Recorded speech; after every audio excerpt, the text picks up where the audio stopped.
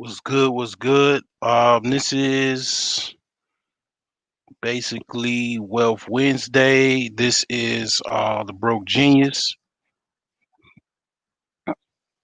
So I see that my mic is working. Let's get it on. Basically, the topic of this week, Wealth Wednesday, is nobody wants to mention the Candy Man. So Kevin Samuels is the Candy Man, basically that nobody wants to mention. And as I said, pretty much in the previous lives that I've had and videos I've had about wealth, the reason why they don't want to mention the Candy Man is because the Candy Man is pretty much talking about wealth. And because his audience is primarily black, he's talking about black wealth as well.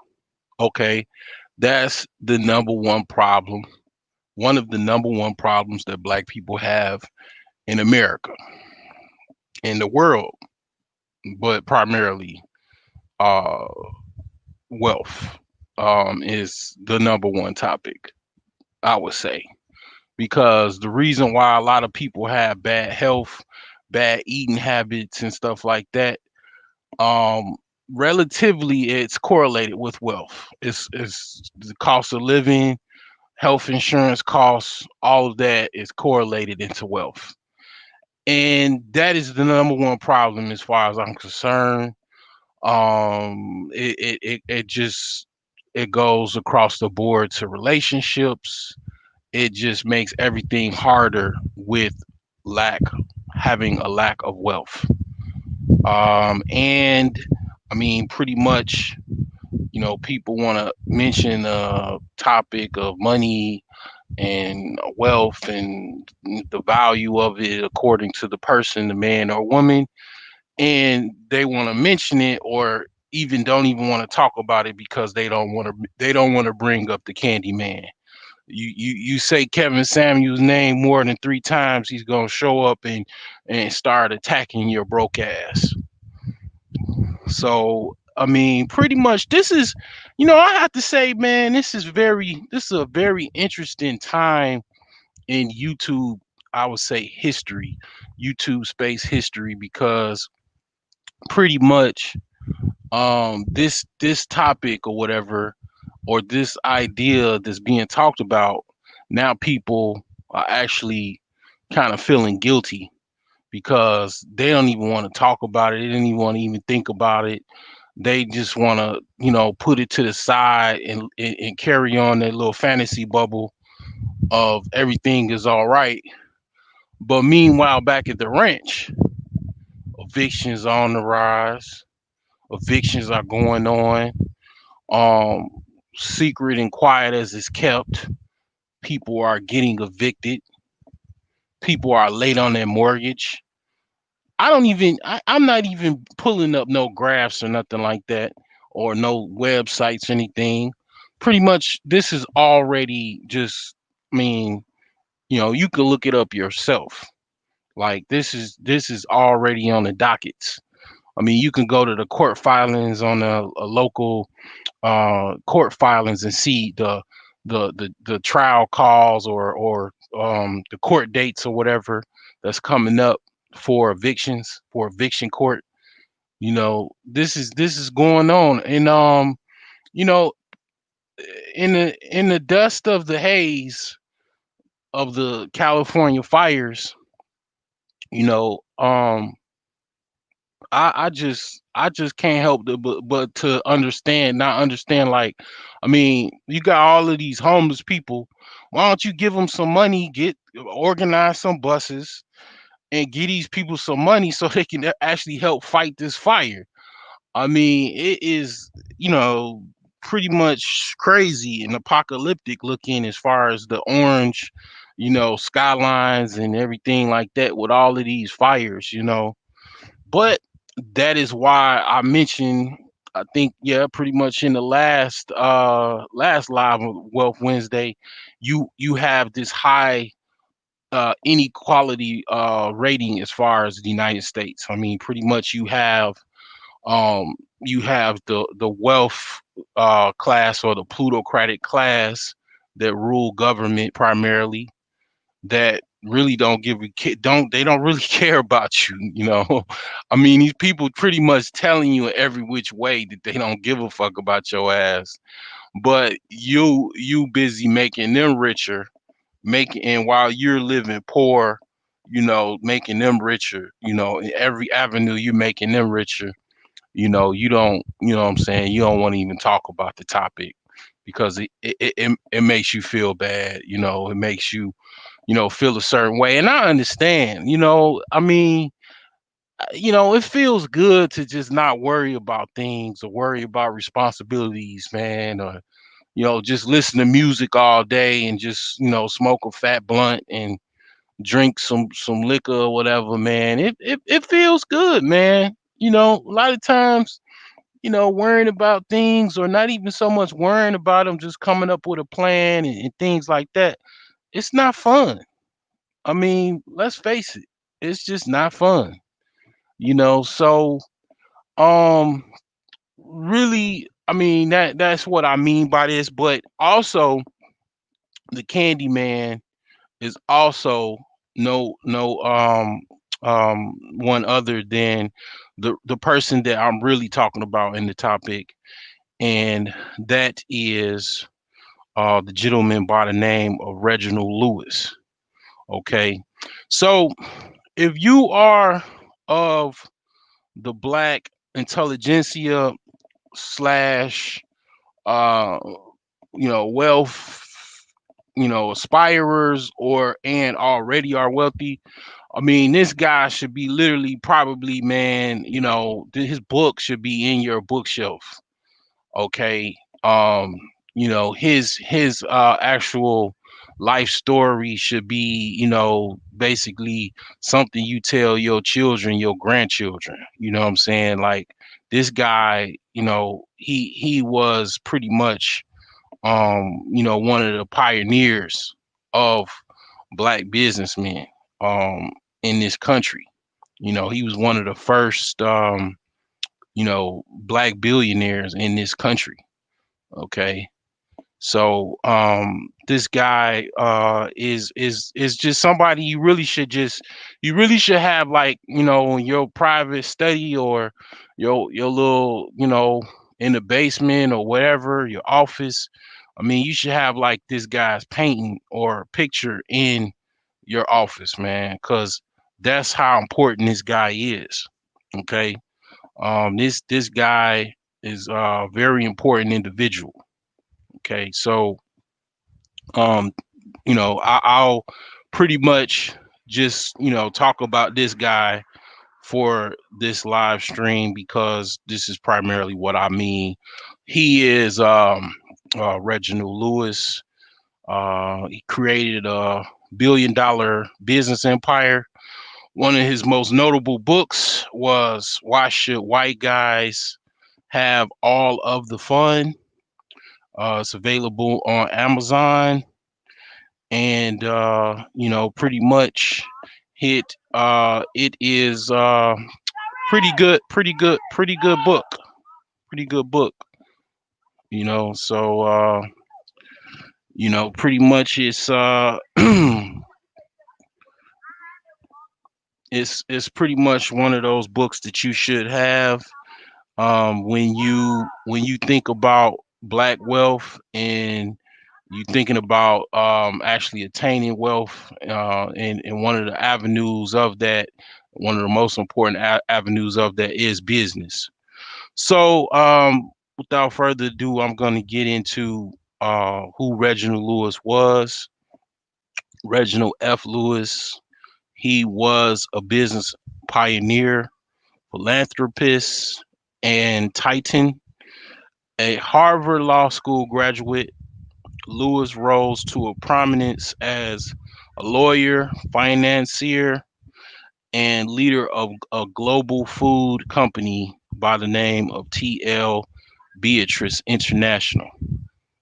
Lewis was the first African American ever to close an overseas billion-dollar leverage buyout deal.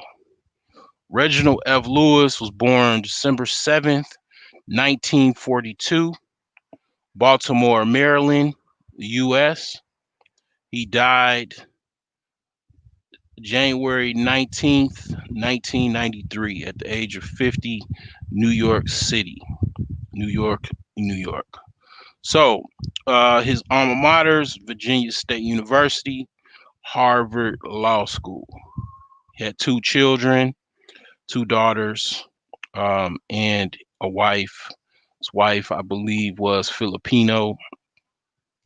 So I will do him some justice. He actually has a foundation.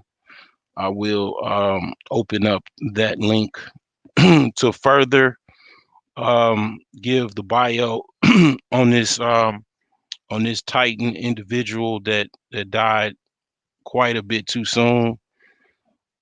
So just bear with me for a second. So let's open this up here. Let's get this going. It's rather cold outside. I had to finally break open my hoodie that I bought from Walmart that they sold out of, that I pretty much bought back in the summertime.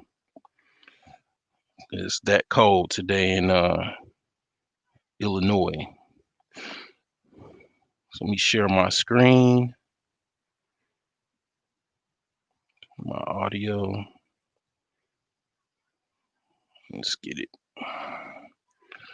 All right, this is the brother right here, and also he was, well, I'll go over. I'm sure like they have all of that on this website here. So let's see here, it's documentary here. So I guess they working on, see that's the thing with actually being able to control cinema and get movies out and stuff like that. They absolutely should have had a basically a movie about this guy. I mean, this guy, he did it legit. I mean, he pretty much, he was the freaking wolf slayer of Wall Street, if you want to ask. He literally, like you said, he had a leverage buyout, okay? But he organized with the banks, with investment groups, to organize a $1 billion buyout of a international food company. I mean, and this guy doesn't have no film, okay? No movie about this guy.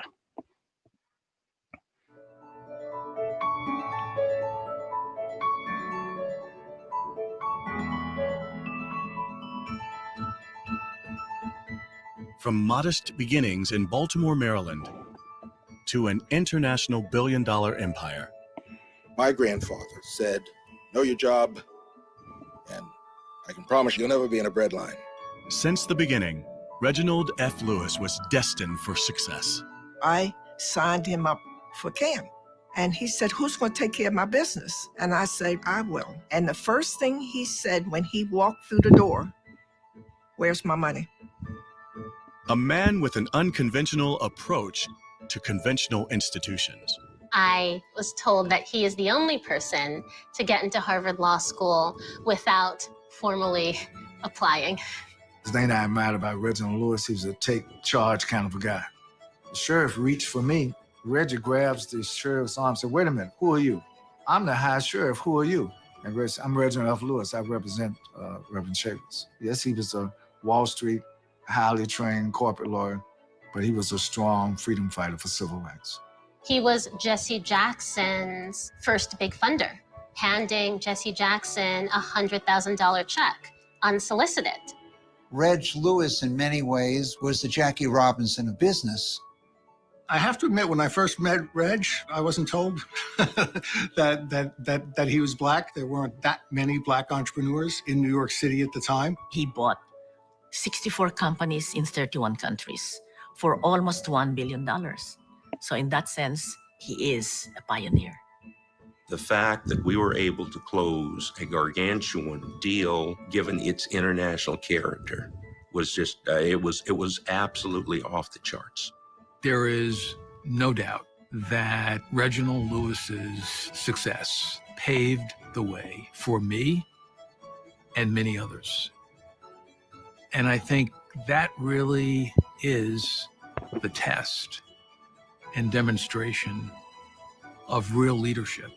Keep going to build a better society in America, to be a compassionate America, that you keep going no matter what. Thank you very much, ladies and gentlemen.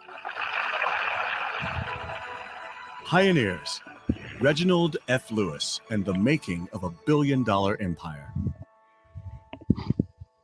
There you have it. So yeah, man, I mean, this guy, he pretty much he did it, off the backs of basically, man, humble beginnings. He also was a member of Kappa Alpha Psi. That's why I mentioned as well Candyman. So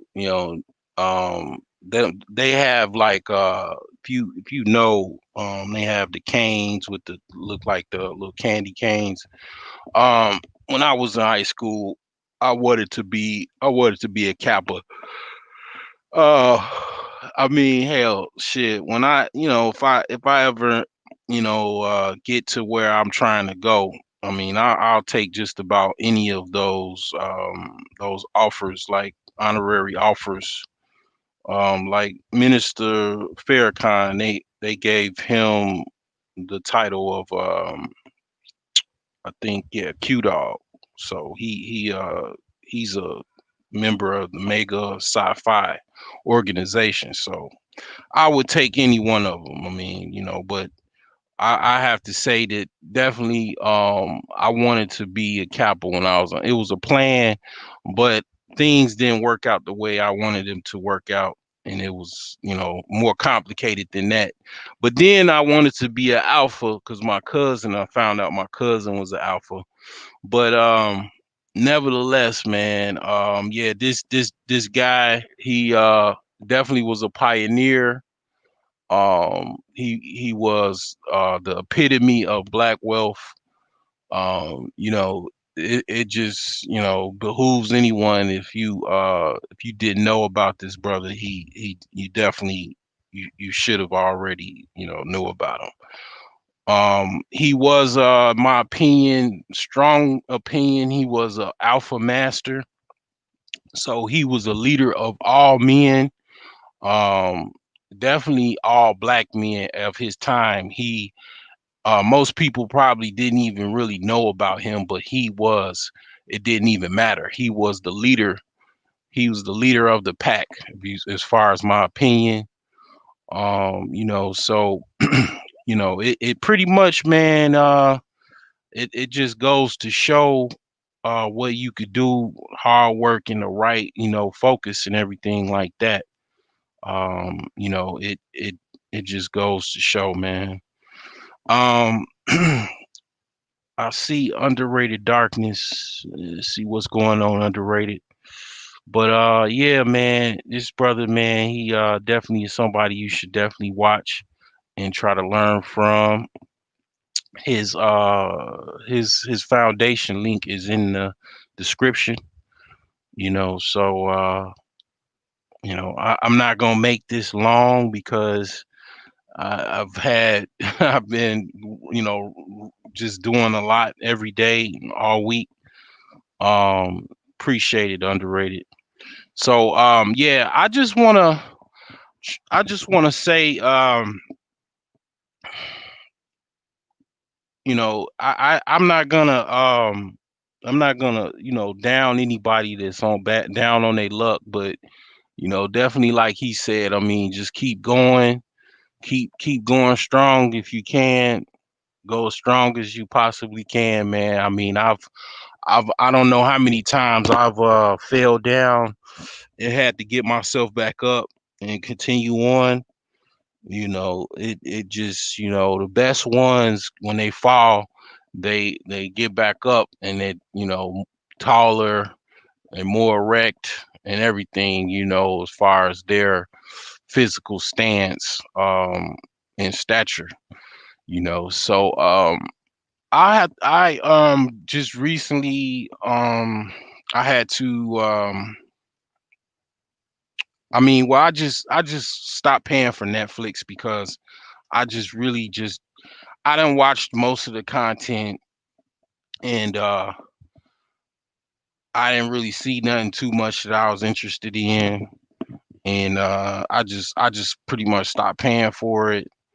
And what I did was I said to myself, you know what I'm gonna do is I am going to stop paying for Netflix until like they come up with some better content, because they do ask you on the end survey why you are not subscribed or why you unsubscribed.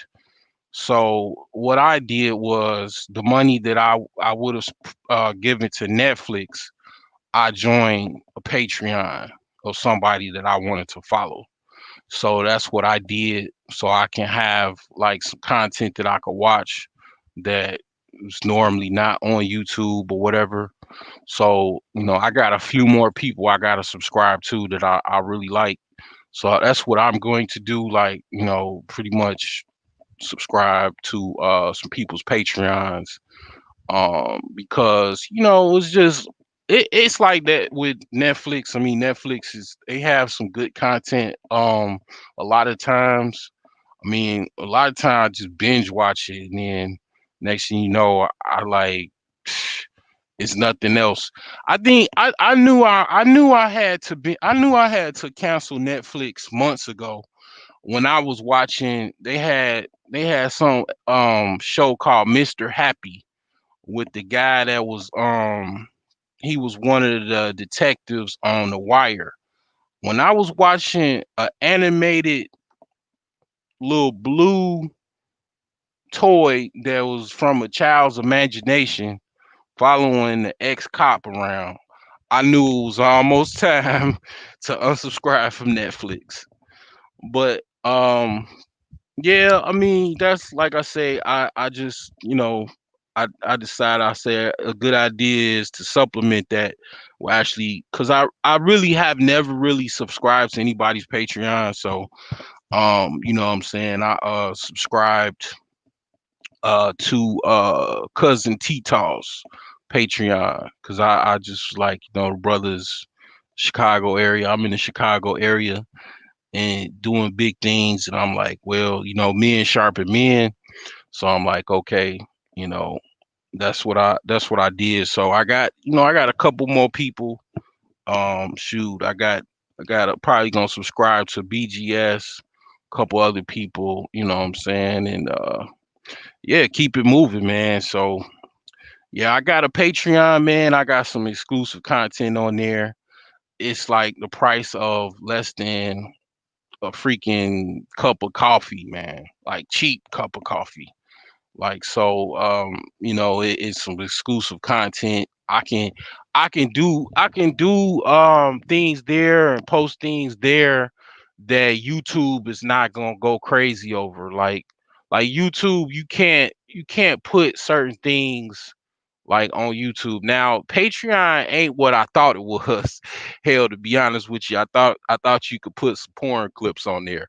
But I had to, before I started getting all crazy, I had to look at the guidelines of Patreon or whatever, and they like, they more they're less restrictive as YouTube, but you can put more explicit content on Patreon than YouTube, but you can't put no damn porn on there. No, you could put like some, it could be, more explicit. Let's just say that, to keep it PG.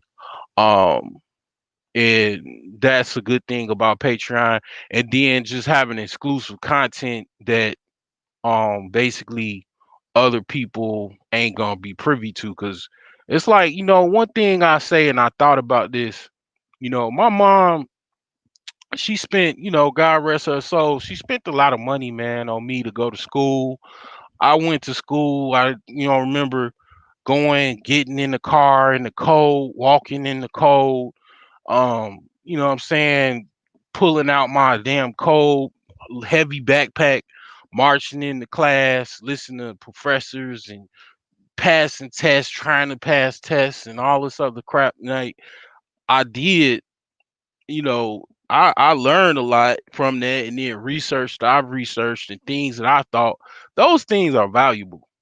You know what I'm saying? Like giving everything for free is just, that's not really like how the world works. Like, things actually it's like exclusive things are for people that value it, and it's like in the words of Tupac, the great Gemini rapper, the game is to be sold, not told. You know what I'm saying? So it's like at the end of the day, like I look at my Patreon subscribers as like people that are like my best friends that give me advice on things or whatever like that, or like associates or whatever. Um, that what I'm saying, I look as better more than subscribers. Like I look at them like, what I'm saying, somebody that's like a super subscriber that what I'm saying will give me some good advice or whatever, give me some good positive feedback, because I already know they put skin in the game. Like they, what I'm saying, put an actual financial contribution to whatever they say. It's powerful when you put, what I'm saying, money to something. When you come to somebody on the free, it's like, okay, yeah, cool, but when you put some money in somebody's hand, what I'm saying? They like, that's like it makes your whatever you say more profound, and more of strong, because you actually, what I'm saying, bringing value to something. When you, not to say that I don't, you know, listen to anybody or whatever that ain't put no money up or anything, but when you put some money up, or you put some physical energy towards something, that just speaks more volumes than just blindly saying stuff and all of that type of stuff. So it's like, that I finally really came to a full realization of it. Like, I mean, people kind of like, they won't tell you that your content is valuable. They'll just be SpongeBob SquarePants.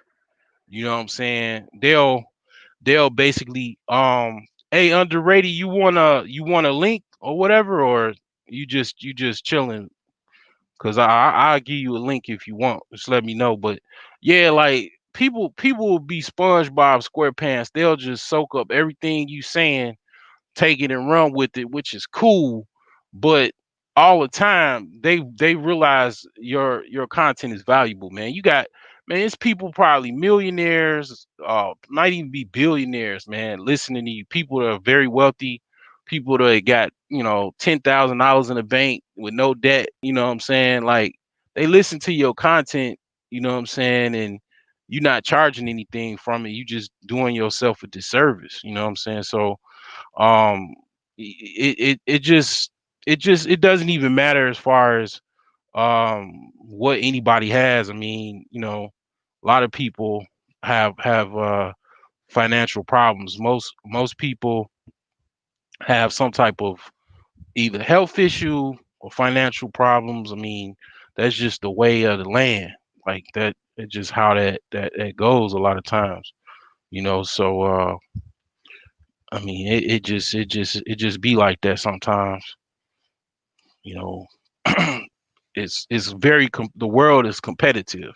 Like when I was younger, I remember cats used to say, you know, I remember somebody said, "Hey, you should really ask older people now while you young everything you want to ask, because when you get older, they're not going to want to tell you, because they look at you now as a competitor. They look at you now as someone that's like a rival. So they're not going to tell you all of this while you get older. They'll tell you when you're a child, because They look at you a different light, you know. So yeah, but nevertheless, man, I mean, it's not that big of a deal. Um, it's just, I mean, to be honest, like I say, like I'm really glad that I did join cousin T Talk's Patreon, because it's very valuable information. I mean, the man was I would say he's a guy that probably would get your girl. Like, I look at him kind of somewhat as like a rival slash somebody that, like you say, like he calls himself the alpha wingman, like somebody that, right, really, yeah, you really want to be in the room with, like, to, what I'm saying, to study or whatever, because this dude will probably get your girl, man. I mean, he's a stripper. I mean, so I mean, you know what I'm saying? You get married, he's at your bachelor party, your wife's bachelorette party, man, doing all kind of strange things. I mean, what's going on, underrated? What's going on, the Broken Dreams? M- Thank you for having me. Appreciate that. Man, hey, you the first guy probably that ever got on my live streams, man. Cause Oh wow, thank yeah, you, you the one, man. Yeah, yeah. So how are you doing this evening, my esteemed brother? man. I'm hanging in there, bro. I'm just trying to get better. And I'm happy that you're talking about money and selling property and stuff because we don't have that many brothers that really break it down. There's not really sharing. We do have some brothers that do that in the sector, but they are not being outward like upfront Yeah, like you do. And I think that is very, very important. You gotta be upfront. If we're gonna talk about economic growth and we're gonna talk about property owning and stuff like that. Sometimes sometimes you gotta have the information out, and then if there are some people that don't know, you gotta show them and stuff. And I really appreciate. I did not know that there's certain states that you could actually buy houses for nothing. It's yeah. really crazy. And then What area you in, if or state you in, if you don't mind, well, I'm in or the in region? Virginia. Oh, okay. Oh, yeah, yeah, yeah. I kind of know that. I kind of know it's quite expensive, because the East Coast is, from what I hear, East Coast all across the board, most stuff is expensive. Most property. Well, I'm originally from New York, so it is expensive. Yeah. Oh, okay. Yeah. Um. Yeah, man. Here in the Midwest, okay, you got Michigan, you got Wisconsin, you got Indiana, you got Illinois. You can even include Missouri in there. Missouri? Um, yeah, Missouri is kind of like, 'cause Missouri actually, and then Ohio, if I did mention it. Missouri is actually where, because they got that arc or whatever it's called. That's actually the dividing line from the Midwest going towards the South. Mm-hmm. Okay, Yeah, so I yeah, heard about that. Right. yeah. So that's actually, so. I mean, depending on who you talk to, I don't know. I'm not sure on it, but the Missouri is like, there's some parts of it is in the Midwest, considered Midwest.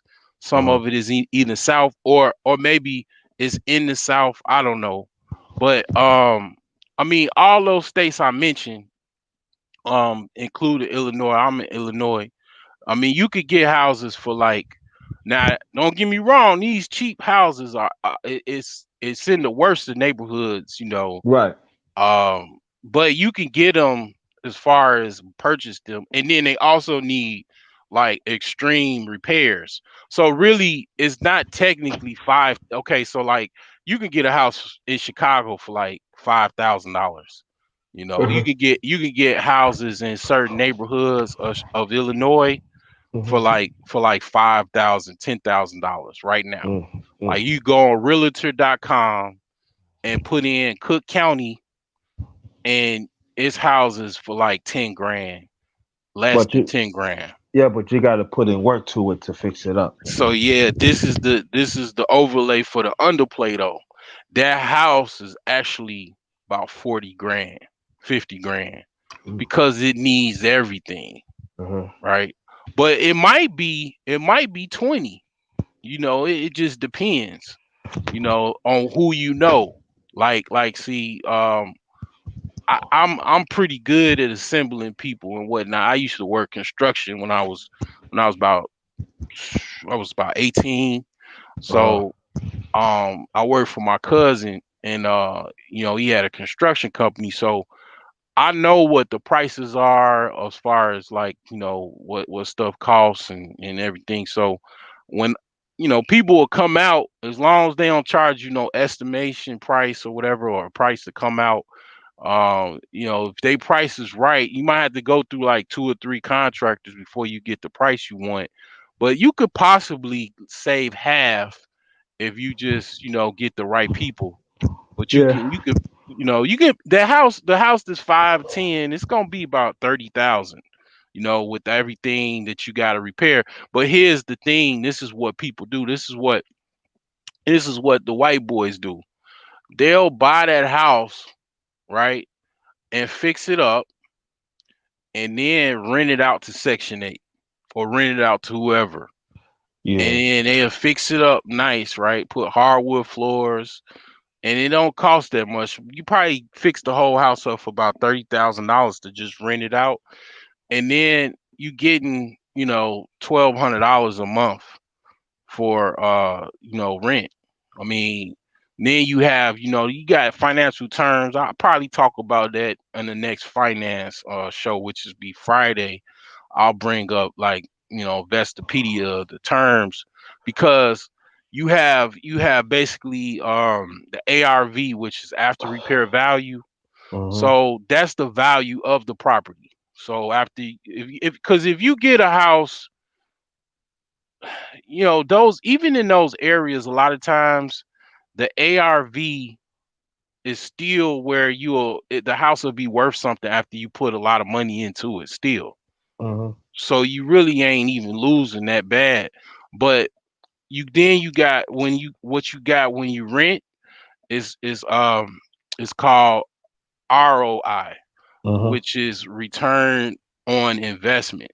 So basically, that's how long it will take to basically get your return on investment. So you rent it out for $1,200 a month, straight. You only take like 2 or 3 years to get your money back, Right.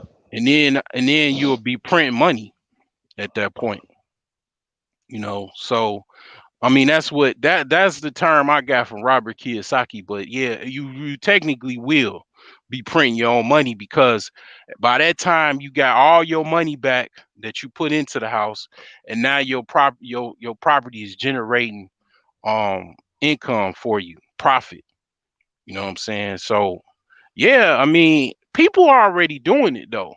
But see, what they doing is they join in groups.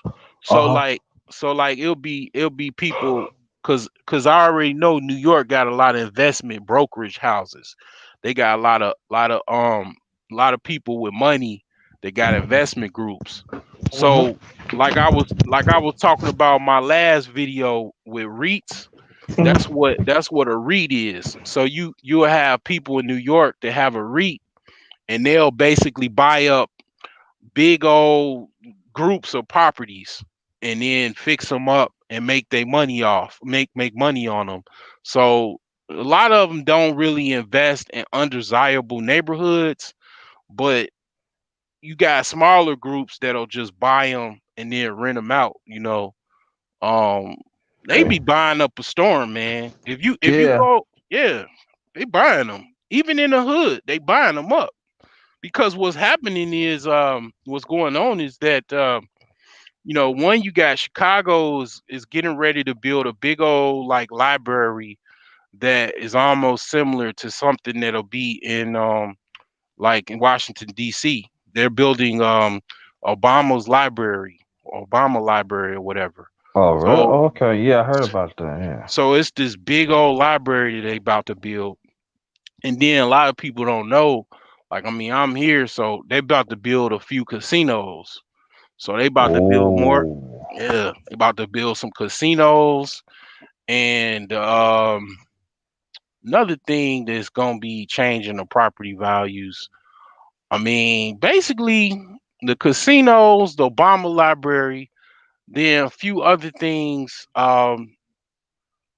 that as far as is related to mass transit, the mass transit, Chicago mass transit is going to be, they're going to extend it further to the suburbs.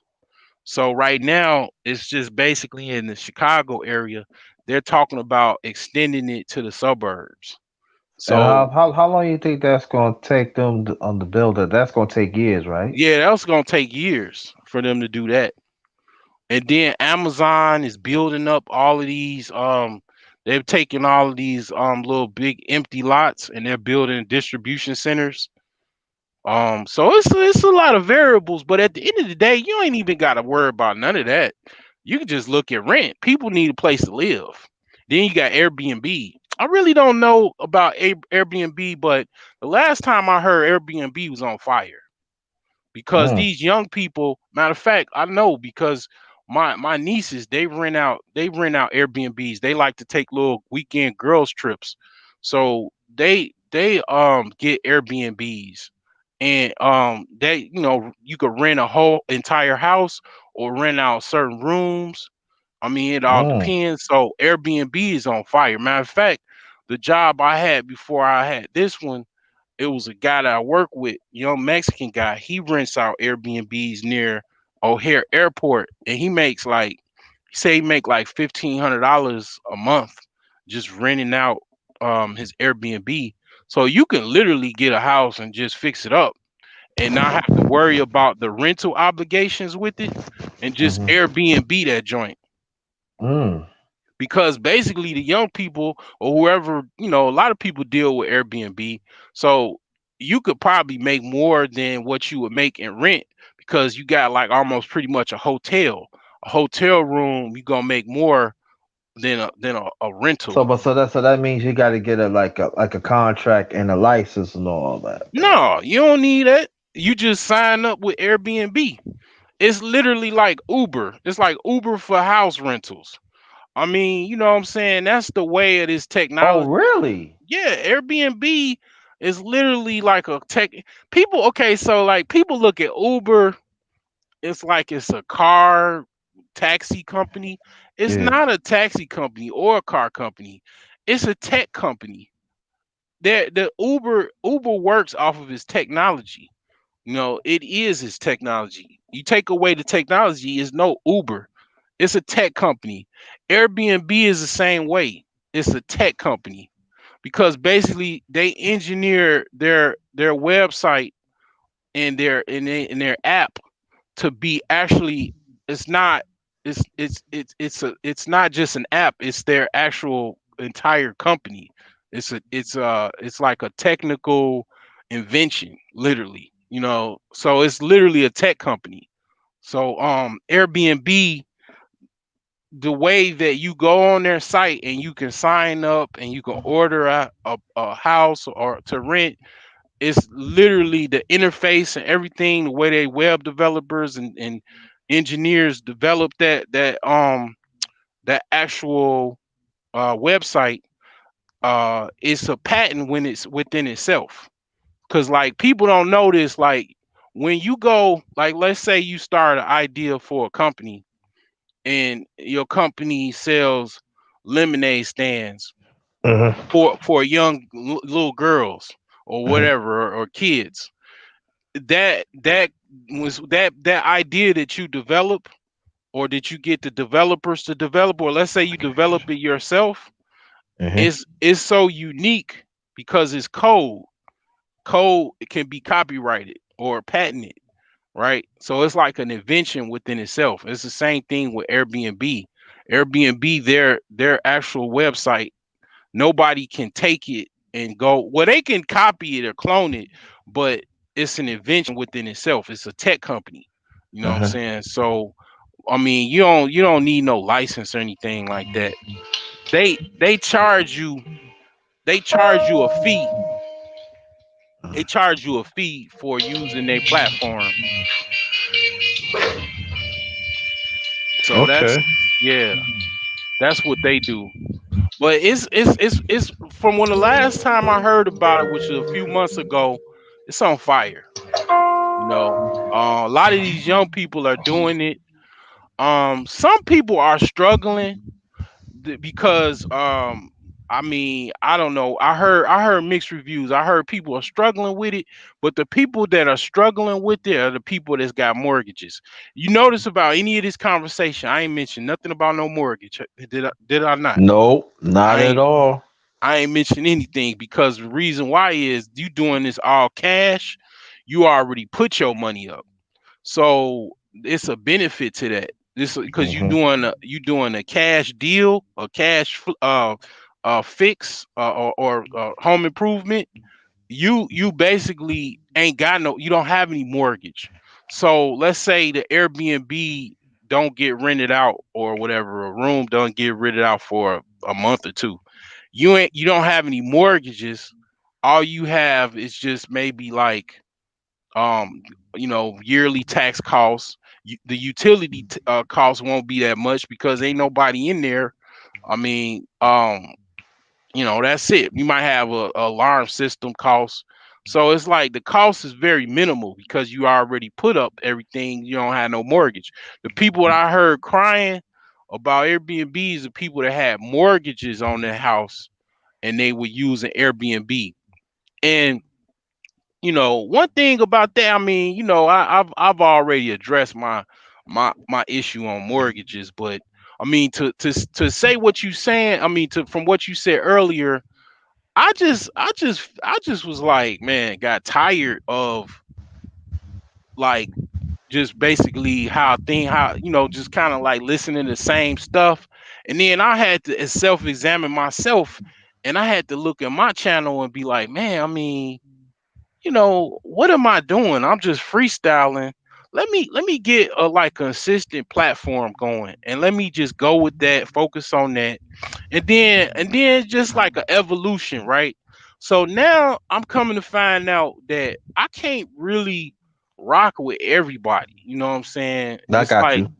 yeah, you understand. You give me, you feel me on that. Like I can't rock with everybody. Like like what I do now. I just be listening to people's lives or whatever, and I'm gonna start to do more of it. Like it's just only certain people that I rock with. I heard a little blip. I don't know what that is, but I mean, yeah, but yeah, I just it's just certain people, man, that I just you know what I'm saying. Yeah, like I just gotta just kind of be in the shadows, you know what I'm saying? But yeah, but how long you oh he left, he jumped off. Let's see here. Oh, okay. Oh, you had popped off or something. No, no, I You hear hit me? something. Y'all can you hear me? Yeah, I can hear you. Okay, what question you asked?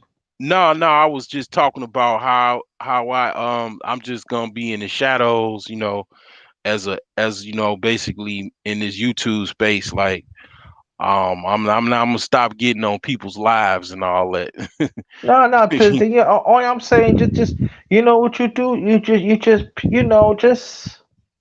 just pick your shots. That's what I do. Yeah, yeah, Just pick your yeah. shots. Something because I think that.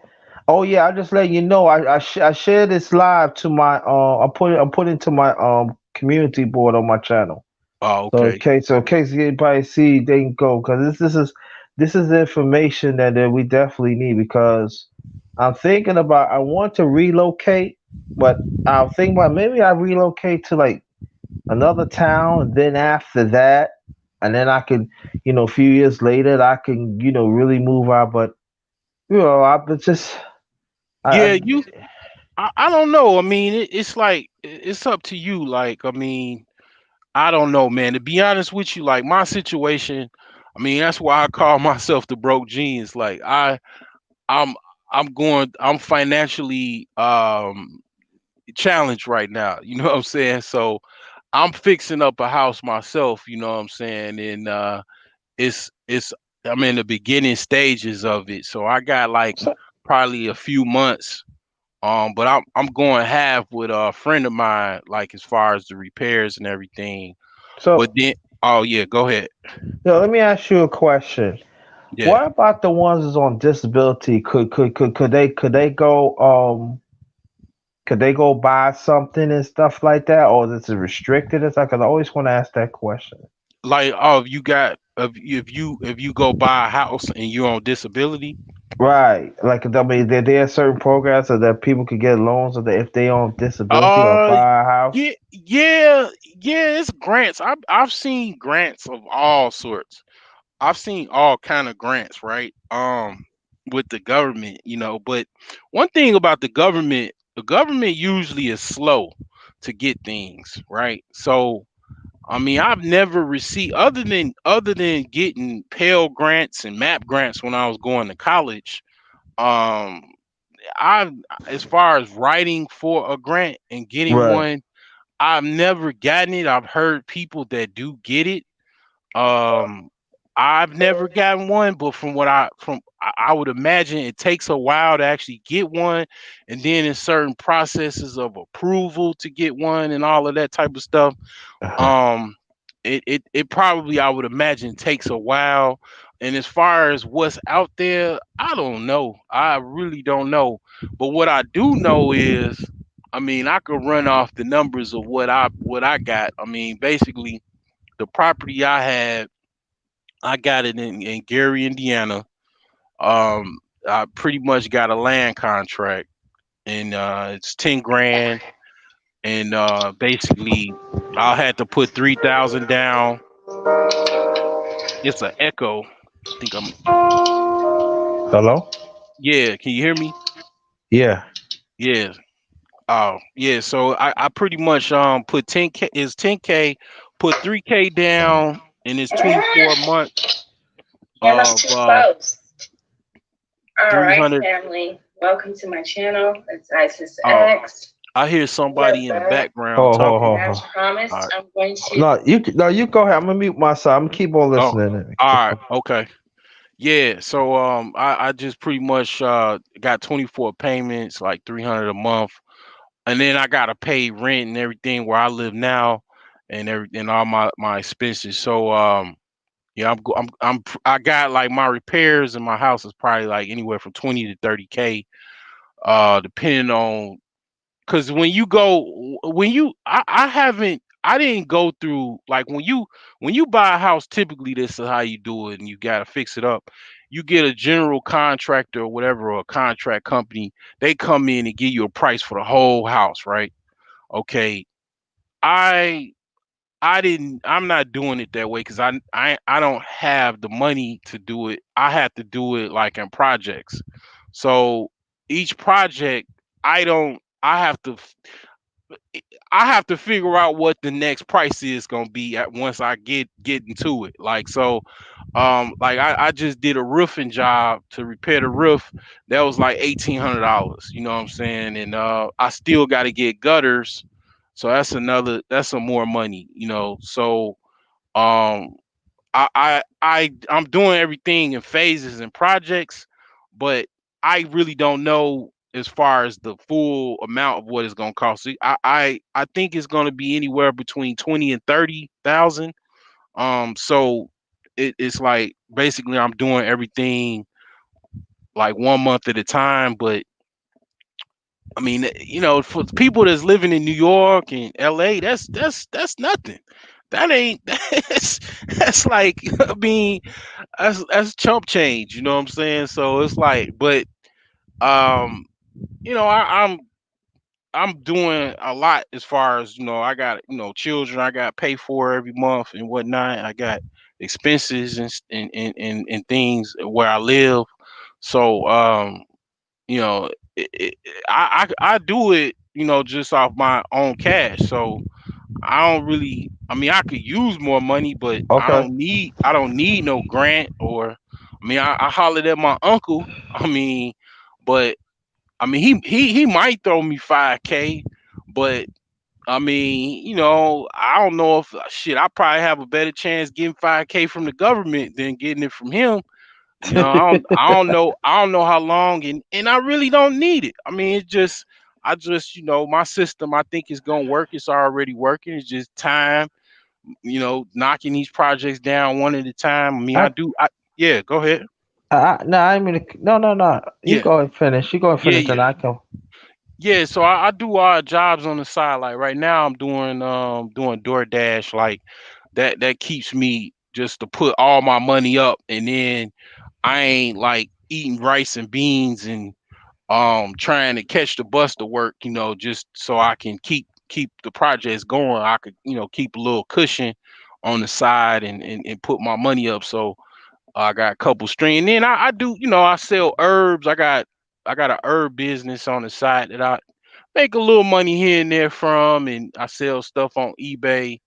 So I got little streams here and there that help me out, but you know what I'm saying? It's like that's what I do. I just do it all myself. I don't have no loans or anything, If I could get a loan, I would probably entertain that idea, but I don't qualify for any type of Yeah, loan or anything. Yeah.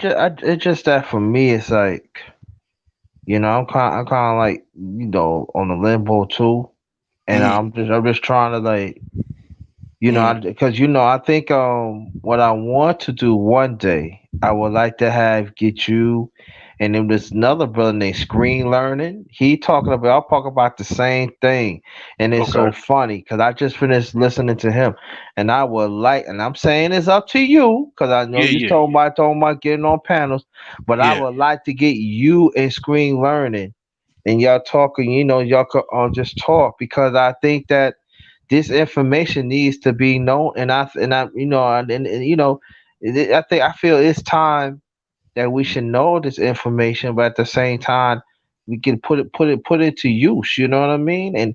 And sometimes some people, we need a help, you know what I'm saying? yeah, And there's nothing wrong ask for help, you know what I'm saying? And I think that I found out that they are information not like you or screen learning, but I found out that there are quite a few brothers and sisters.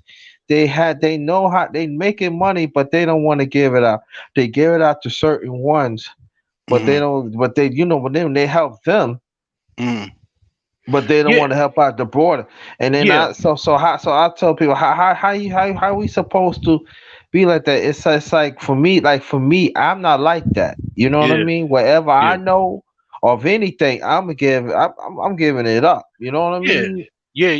I'm like that too. I mean, I got videos that I'm gonna put on my Patreon, give a snippet of, but I'm doing this Monday, Tuesdays, Wednesdays, and Fridays. I mean, Mondays is Market Mondays, Tech Tuesdays, Wednesdays is Wealth Wednesday, and then Friday, Finance Friday. I'm gonna spill the beans in any one of those days. I mean, about stuff. I just did Tech Tuesday yesterday.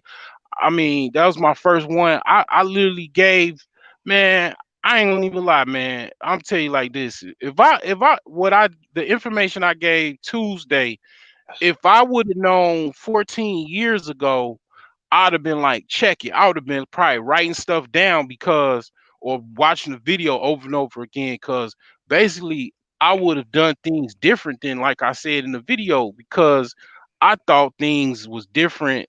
I thought you had to actually fix computers manually, hardware, fix them to be like really into computers and everything. I didn't even, what I'm saying? I could have went a different avenue, but nah, I mean, I give some and then I keep some away. You know what I'm Oh saying? yeah, That's that's what all. I'm talking about. Yeah, Yeah, I'm saying yeah, like that's you got to do that sometimes. But I think information like this, yeah. what you get, and I think some of us we need to know, especially us as a people, because We they in are trouble, something. bro. We Huh? we are we in trouble, brother. I mean, Mm. and collectively, wealth wise, we at the bottom. We barely have $3,000, man. As far as average wealth, like we in trouble. You know what I'm saying? So Mm. this is like the best show that I do, as far as my opinion, because Uh-huh. we're in trouble, man. Wealth wise, man. I mean. We got too much debt. We got less. We got so much liabilities and not enough assets, basically. But Yeah. I'll be welcome to join. What's the guy's name? Screen print, you said, or Screen learning. I'm screen gonna ask learning? him. Yeah, I'm gonna ask him. I said, yeah, I met this brother, brother genius. Yeah. And he about talk about the same thing about the finance. He do a housing, and he talking about other things. And I think that I'm just saying for me, I Mm. think that people should you should know. Collabs is everything. Okay, collabs is that's why I wanted you to hop on, man, because collabs is what that's why I hop on other people platform, because I'm trying to put myself out there, and then I want to put just you popped off again. Let me see here. So yeah, Yeah. I just wanted to put myself out there, in other people's chats and everything.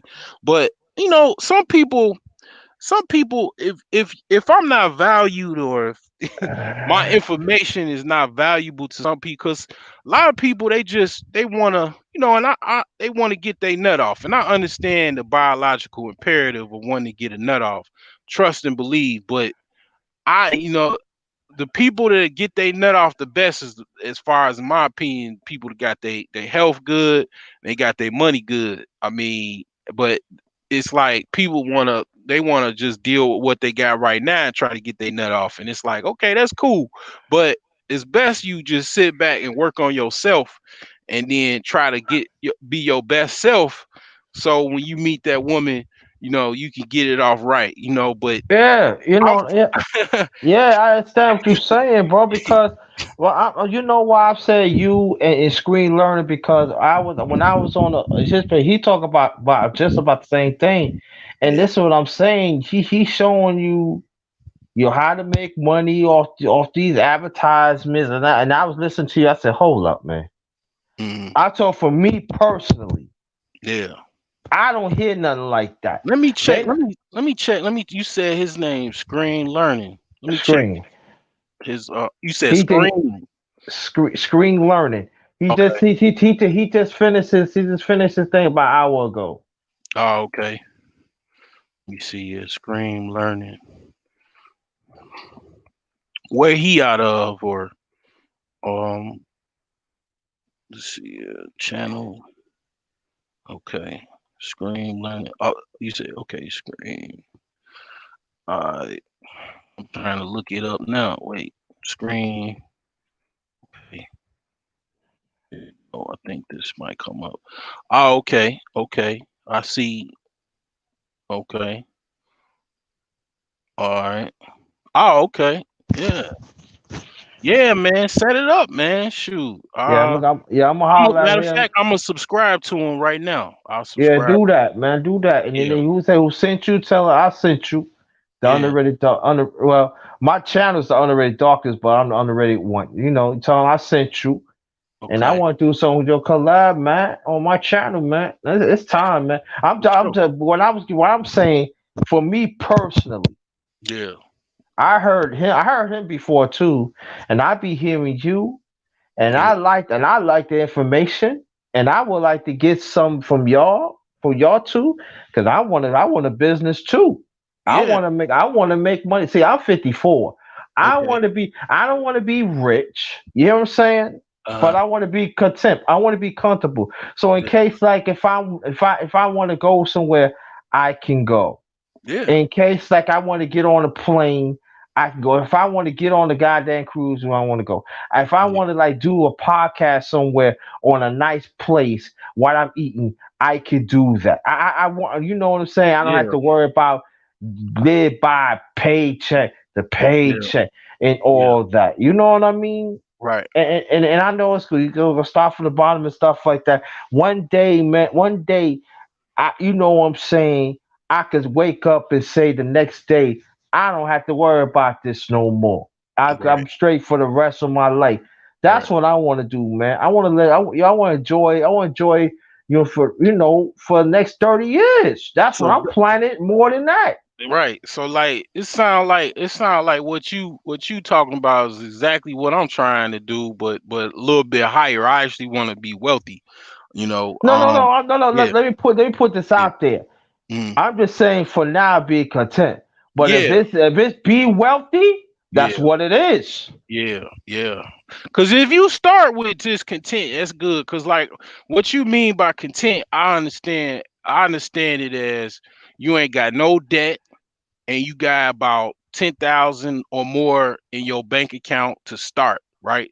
To start, like that's content. Cause it's like you ain't got no people calling you. They can't nobody call you talking about they owe you nothing. If somebody call you, you know that's a scam.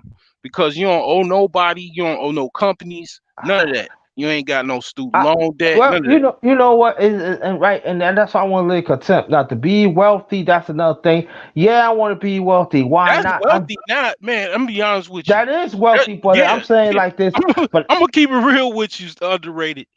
What you talking about is actually in this modern day and time where you got the average student loan debt is about $60,000. That's what man, people carrying, and most people look, got debt.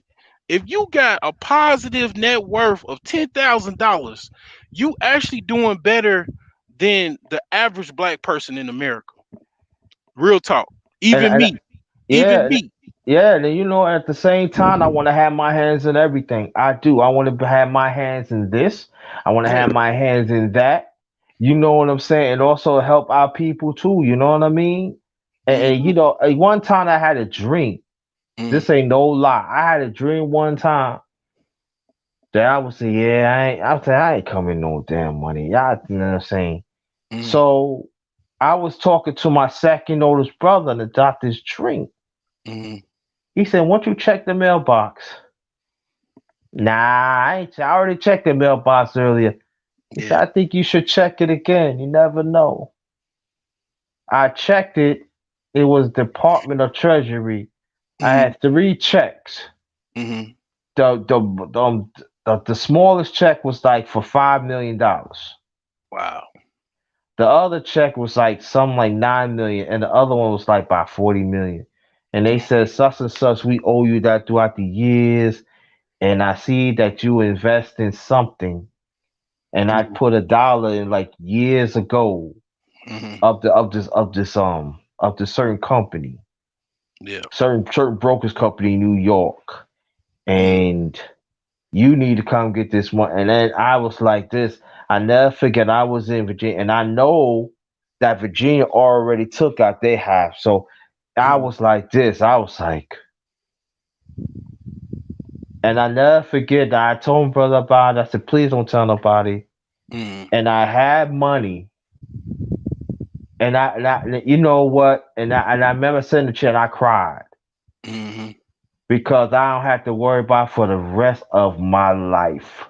Mm-hmm. I could get my family straight. Mm-hmm. You know what I mean? I mean, get myself straight first, and then my thing, first thing foremost. And they said, well, if you can cash this today, one of them checks today, we can give you a certain percentage. And man, I had me little money. I Mm-hmm. bought my suitcase, Mm-hmm. and I did like this. I packed some, Mm-hmm. and I bought me an Amtrak ticket Mm-hmm. one way, and I gave him some money. So I was like, "Do you want to fly go first class?" I said, "Nah." I said, "Nah, dog." And that's what say, "Nah, dog. Mm-hmm. Yo, you in the money now. Treat Right. yourself." And I was and I'm gonna tell you, I was in first class. I Mm-hmm. see I'm allergic to seafood, so I cannot eat seafood. Right. Man, I had steak and all that. Mm-hmm. And I never forget it was a fine black woman. He Mm-hmm. said, "You seem like you came to something." I said, "I came a little something." He Mm-hmm. said, "Enjoy this." Mm-hmm. And I never forget, it was only me and her in first class. I said, "Why about his haircut?" I said, "Ain't nobody coming to first class." Mm-hmm. And we just talked and everything. She said, "I got my own business now." I said, "Well, I'm getting ready to set up and everything." He said, "Hold up, you look familiar." Mm-hmm.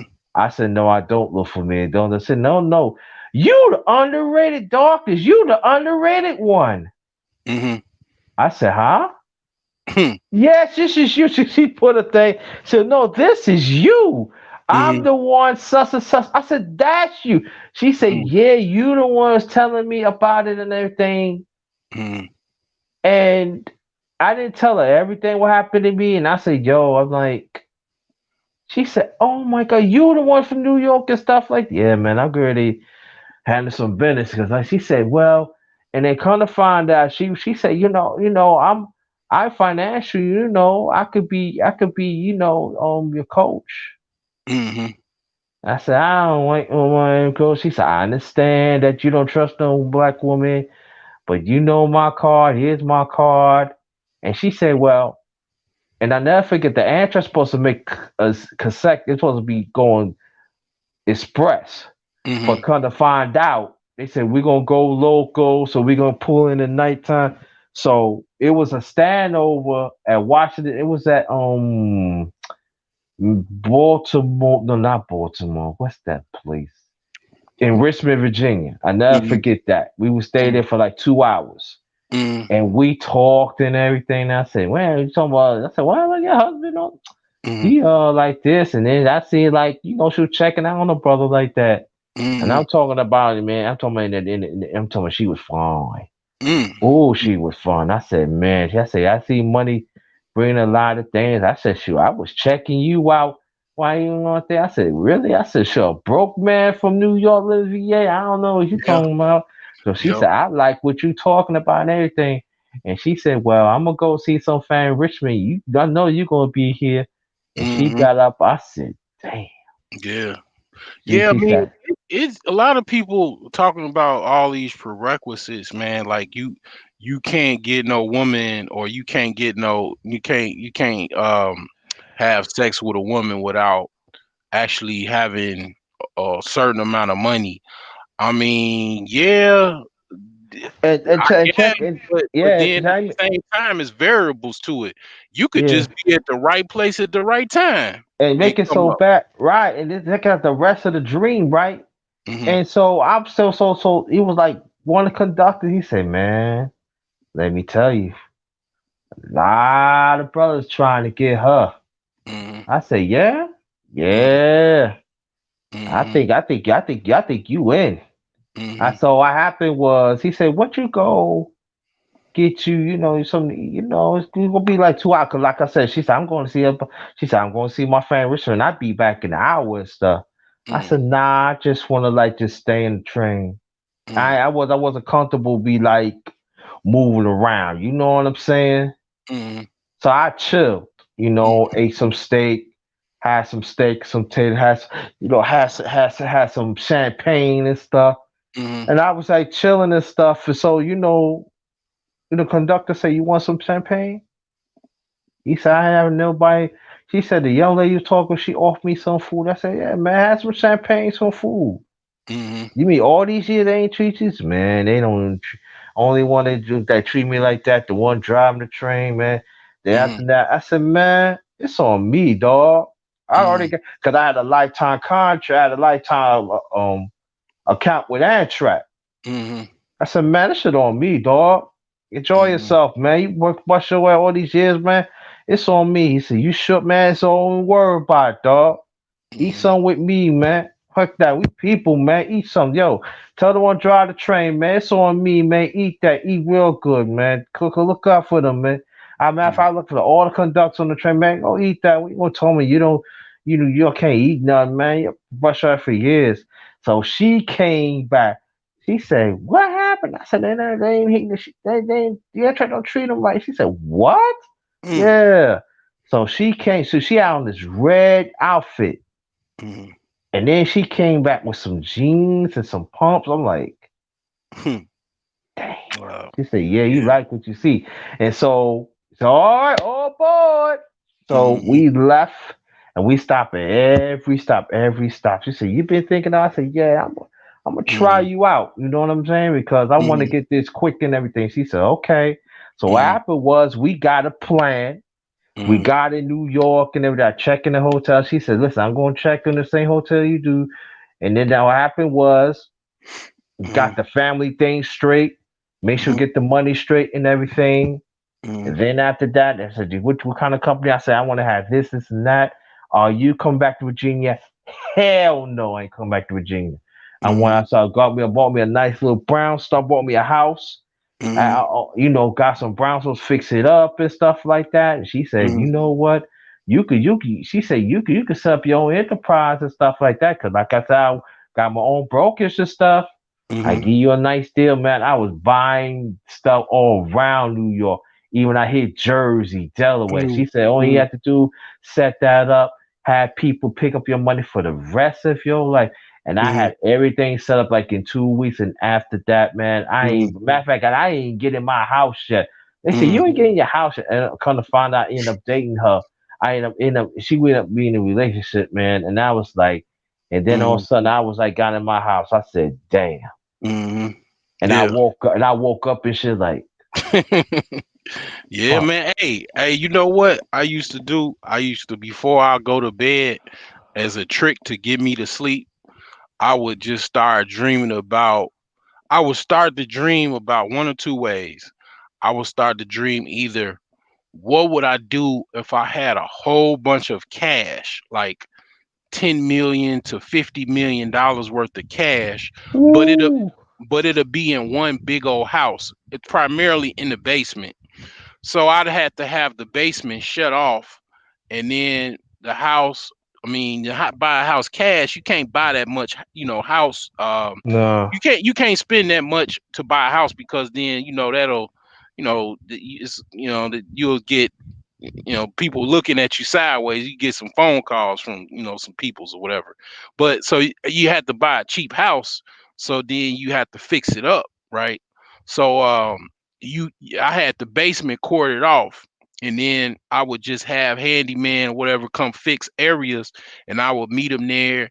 And then I had to say, shit, I got $50 million in the basement, so I had to camp out. I had to squat in the house, in the bando or whatever, So I had to sleep in the house and then get the house fixed up as fast as I can, because I got cash. I can get it done quick, but I had to do that. But they can never go down in the basement, which was kind of difficult to do because you got stuff you got to fix in the basement.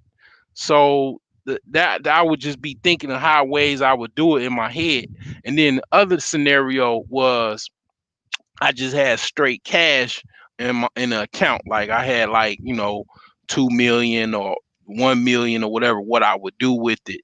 That's how I would try to fall asleep every night. And then I would end up, buying me a mansion first, or big, nice big house, a few cars, whatever, you know what I'm saying? Um, I mean, usually and then I'd be like, be a certain type of individual. I mean, a woman that, what I'm saying, is in the mix of the dream, whatever. But it'd be hard for me when I'm dreaming about money. I don't really be thinking about no women too much.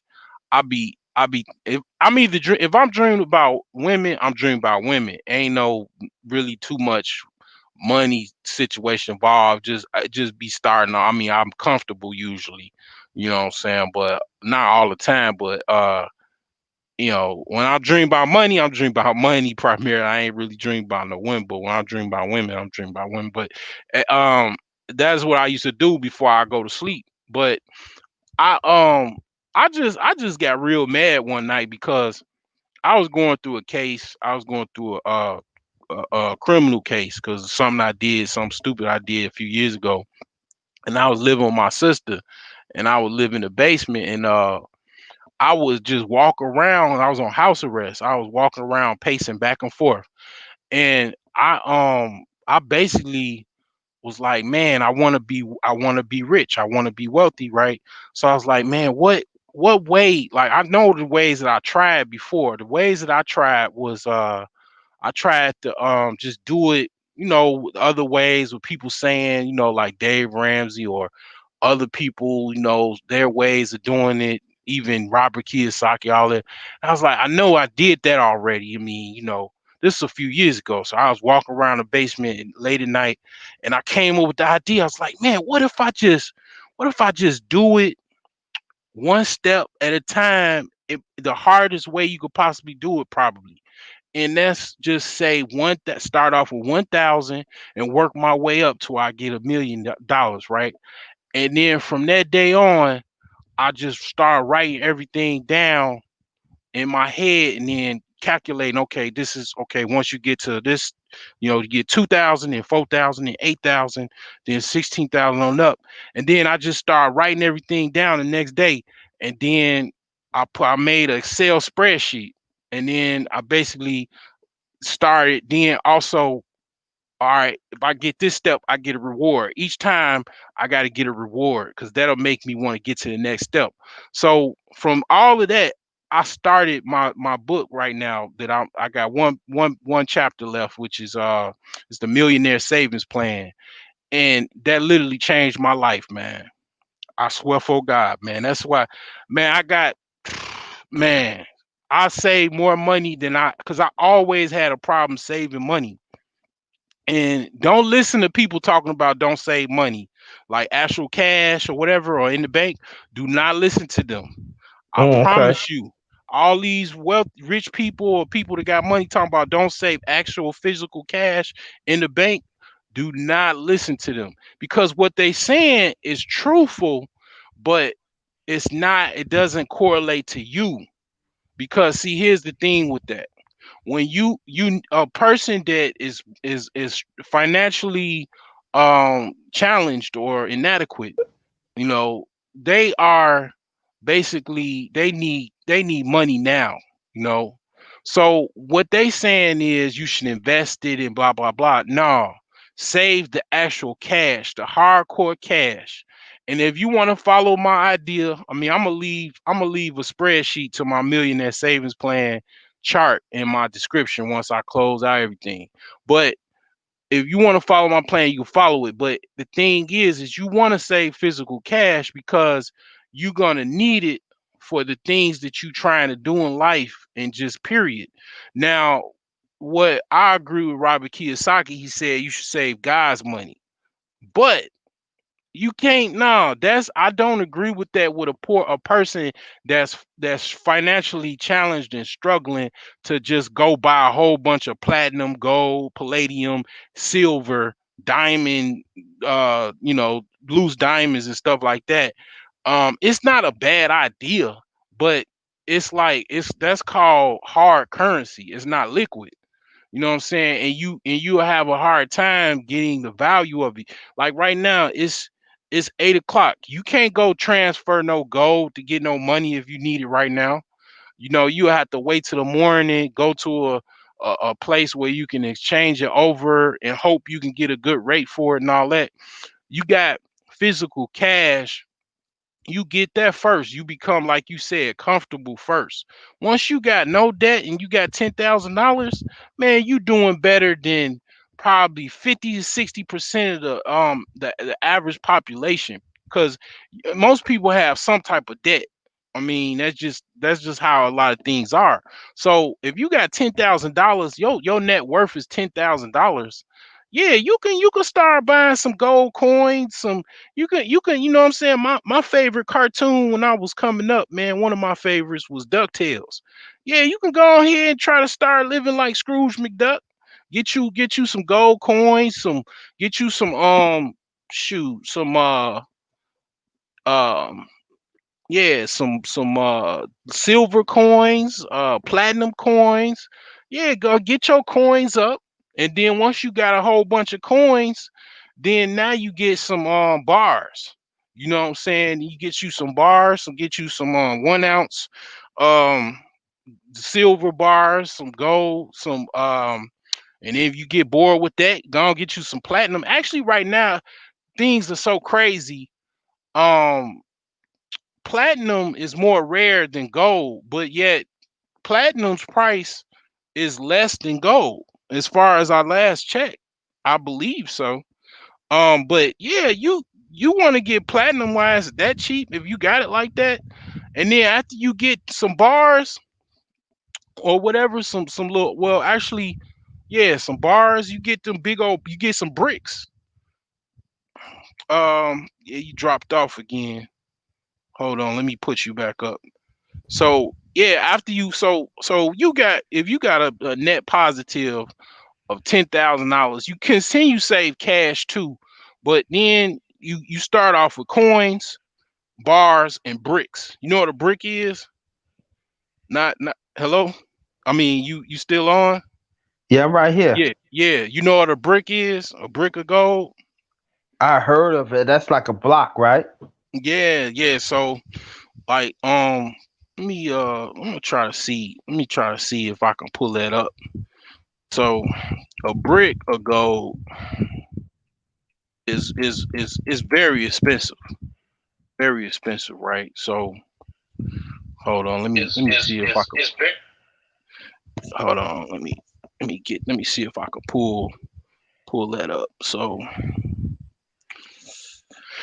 it's like basically let me try to see if I can just Google it. It's so many pounds of actual gold. Because gold is like I think like 17, 18 hundred a ounce. So you got 13 ounces in a brick or Uh-huh. in a pound. So I mean, you know what I'm saying? It's like literally, I think a brick is like 5 pounds, like Uh-huh. about 5 pounds of gold. So you basically like let me get my calculator out. So okay, let me see what the gold price is. So 1 ounce is about let's just say 18. Let's just say $1,800. Um, so you got $1,800, and then you time that by 13,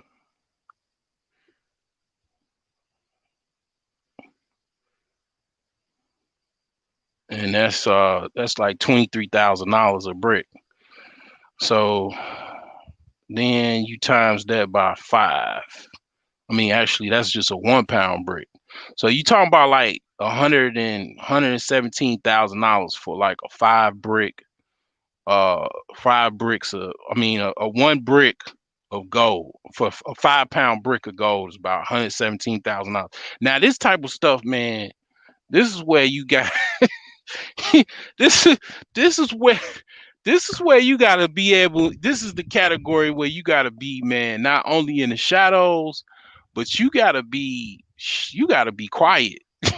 Yeah, you gotta shut your mouth with that shit. Yeah, once you I get agree on that. Yeah, I agree man, on that. once you at the point where you got bars, you getting bars and you getting bricks of gold, And you and know even what the good thing about it? yeah, You can live off interest off that shit for the rest of your life. You ain't have to really it's touch the value of that it's shit. it's assurance. But I'll tell you what I do now. Oh I man. bought gold stocks, right? So like Mm, it's that like mm. Ah, you all right, bro? You got not stretch. Don't worry about oh it. I'm you sorry. stretching? Oh yeah. So I bought a company. It's Patriot Gold. They're like a Mm-hmm. OTC stock. So I Mm-hmm. bought a whole bunch of shares of that, man. I just got it sitting, you know. So it's like basically, man, I mean, that's a way to you could kind of make some money off a company that already got the gold to sell it to other people. You know what I'm saying? Yeah. So I've already made a little money off of it. Made like about 20 or 30 bucks off of it. Um Okay. but the thing is like here, yeah, like what you saying, if you at the point where you buying gold bricks, 5 pound gold bricks, you gotta Man, be quiet, man. yeah, You shut don't up, want, man. yeah. Nah, yeah. You got dressed different way. You got dressed like not even to dress like a bum. You got dressed conservative and shit. You got, I mean, not Mm, yeah. You got it like, oh, mm, this nigga ain't got no yeah, motherfucking money. yeah. You You're gotta, right. You're yeah, right. I ain't got no money. yeah. You really that's why I said nah. You wanna carry on like you normally would carry on, but the Now you know. thing, I mean, yeah, like this. Like, yeah. yeah, I'm just saying. Like, maybe I explained wrong. Like the yeah, carriage, like the dresses I'm dressing right now with hmm sneakers and all like yeah. that. That's what I'm talking about. Like, Yeah. See, the thing is like I agree with Kevin when he's talking about you should wear suits and look yeah, a I certain agree way. on that. But certain But things, nah. but at the same time, it's like, okay, like I went to the club for my birthday. I usually do that like for my birthday. Like I turned 40, right? Just a couple days Okay. ago.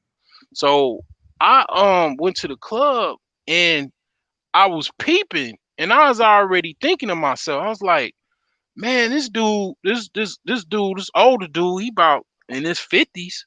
He got a chain on it. I know it's about 3, 4, 5 grand, a gold chain. And just a regular shirt, black t-shirt, black pants, haircut. Okay, I mean, a suit, you got expensive suits and all that. But I mean, I call it the rich pookies. You can't discount the rich pookies too, or a rich, yeah, let's just say rich pookies. Like you can't discount that $5,000, $6,000 gold chain. You know what I'm saying? Like you don't want to overlook that to a dude to just wear a little suit that he got from Salvation Army just because somebody told him start wearing suits.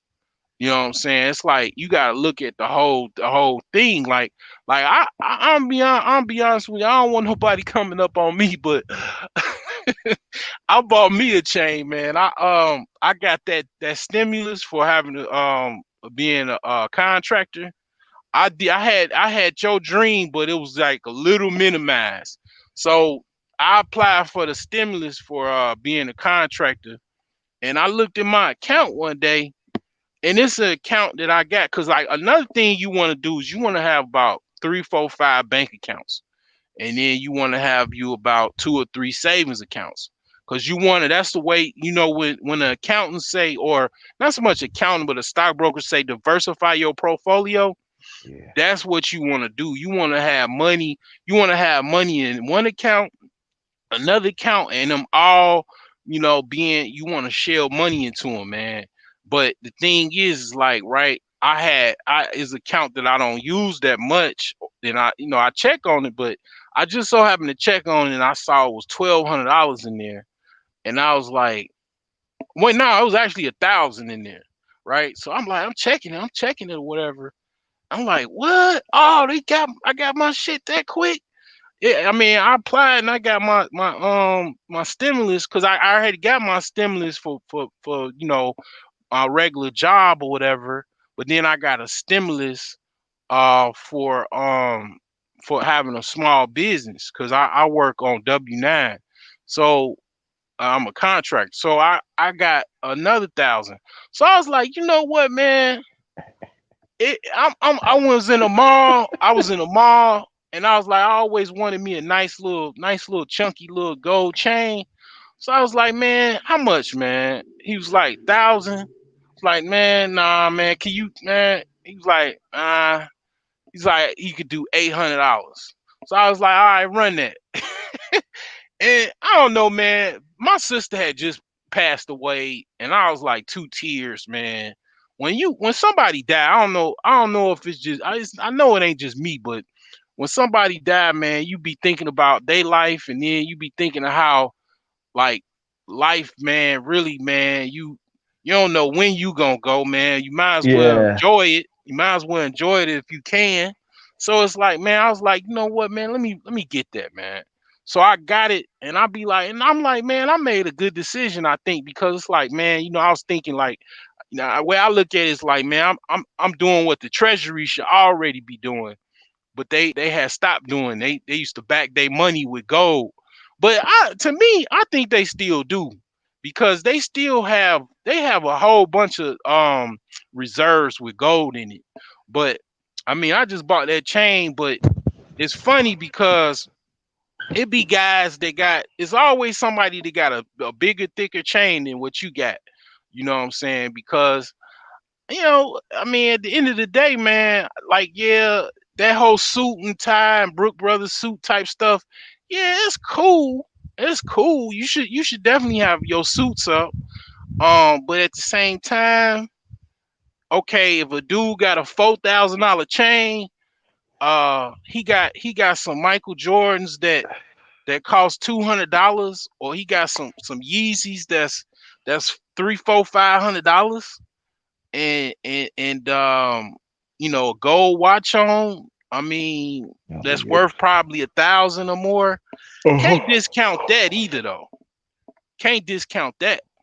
You know Well, what I'm saying? I know for me, man, like I love suits. I love leisure suits. Hmm. I like double Blazers. breasted Oh, blazers. I like yeah. blazers. Like I like double breasted That's suits, what I like. two piece suits. I like even if I even I like with Yeah. a vest and some pants with a nice shirt and tie. You know what I mean? Yeah. I like that with a nice handkerchief. Not Yeah. no cheap shit, but a Yeah. nice handkerchief with and some shirts that you put your own clip on all that. I love Yeah. it like that. But for Yeah. me, Uh. for Rizzy from New York, Yeah. I got to have every NBA Hmm. jersey, every hockey jersey with the Yeah. hat with it. With Yeah. because I like my jeans I like my jeans to be baggy Yeah. and some sneakers and some Timbs. Yeah. And then with a nice and I probably get like a fur coat like I wear once in a while, but I give me a nice leather Yeah. and throw some chains on it. Like Yeah. nice chain, nice chain, like Yeah. go like past my chest a little bit. You know Yeah. what I mean? Like, and Yeah. I'll be good. That's what I want. I'm That's like I yeah. want. I'm slowly. I got my gold chain. I gotta give me a charm with it, right? But I'm slowly getting my watch game up, right? So for my Yeah, birthday, watch. Yeah. yeah, for my birthday, I bought me a Fitbit, right? I got a Fitbit too. So like it actually I bought it because I was trying to get like because it has the heart monitor, like you know what I'm saying. Yeah. I want to I always check on my heart pressure, my blood pressure, and all that. Make sure that's Yeah. right. And then I want to, I'm trying to lose weight and stuff. So I bought that, and it actually looks all techy and nice, like it's really literally a smartwatch. But it doesn't have the like. I don't need to be able to call somebody like Inspector Gadget, like the spies in the '60s and all that. Like I don't need all of that. You know what I'm saying? I just needed the heart monitor and the other stuff to make sure I'm doing my steps and everything. But but I'll tell you this, man. One of my friends, he put me up on shoes, like how to restore shoes. I mean, I'm killing them with that, man. I mean, basically, like my shoe game, my gym shoe game is on point. I got casual shoes too, but my gym shoe game is nice. You know what I'm saying? Then, cause I'm a veteran, like I just figured this out. Like Finish Line give you 20% off. Um, at least at the one in where I went or whatever. Like by near my house, I got 20% off on some sneakers. So I got me some nice sneakers for my birthday. I looked at the receipt. I was like, what? I mean, I ain't even know like they give you 20% off. What? Like I get 10, like I shop at Lowe's because what I need for my house and stuff to home improvement, I get 10% off. But I ain't never man got 20% off. I'm like, whoa, that's like damn near like a family discount, some shit. Like if I work for Finish Line. So man, shout out to Finish Line, man. Keep that going. But yeah, we got somebody, man, the Vito. He said he needs to learn this stuff. What you need to learn, bro? What are you trying to learn? What kind of picture is that? Is that like a zombie or something? That's interesting. But anyway, man, yeah, man, I'm trying to get my watch game up too. I bought a Movado, but the Mexican chick that I bought it from at this, I don't know if they got those in Virginia too. They got pawn shops called Easy Pawn, and then they got Cash America. Mm-hmm. So I went to Easy Pawn, and the chick juiced me out of a Movado watch that was actually for women. You know what I'm saying? So, Oh. so I come to find out it was a woman's watch. She was just trying to sell me because I Yeah. had, I had a lot of money or whatever. Say I was working and everything, and I was in this neighborhood I normally wasn't I at. get out, dude. Mm-hmm. Yeah, and basically, man, the watch was like about $100 and some dollars, and I just always wanted a Movado watch, but I never got one. And I ended up buying it, and then I gave it to my niece for her birthday. But she ain't even appreciate the motherfucker, cause she had, What? yeah, she had the man. God damn it! If you watch, I don't even care. She had the goddamn watch on the table for like a week or more. Nah, man, Vado, that's money, dog. Yeah, and then I saw another Movado watch that was all black. I was gonna get, and I think he said that one was like 200. But he said the dude that worked there, he said that watch, real talk, is like $700. But I was gonna get that one. Um, but yeah.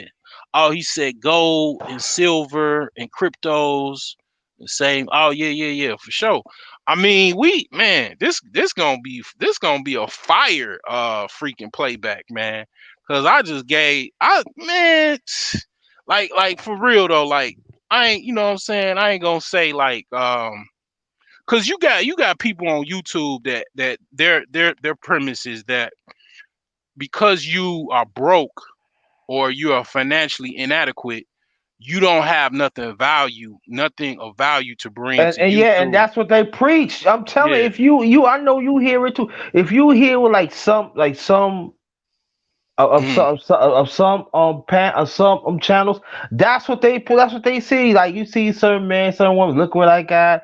Do mhm, this and that, and I mhm, say it doesn't make a difference, man. It's just like mhm. for me. And then when they look at other person, Yeah. oh, you look at me and this and that, and even you see some people that they talk about God and stuff like that, but you're Mhm. not acting like it.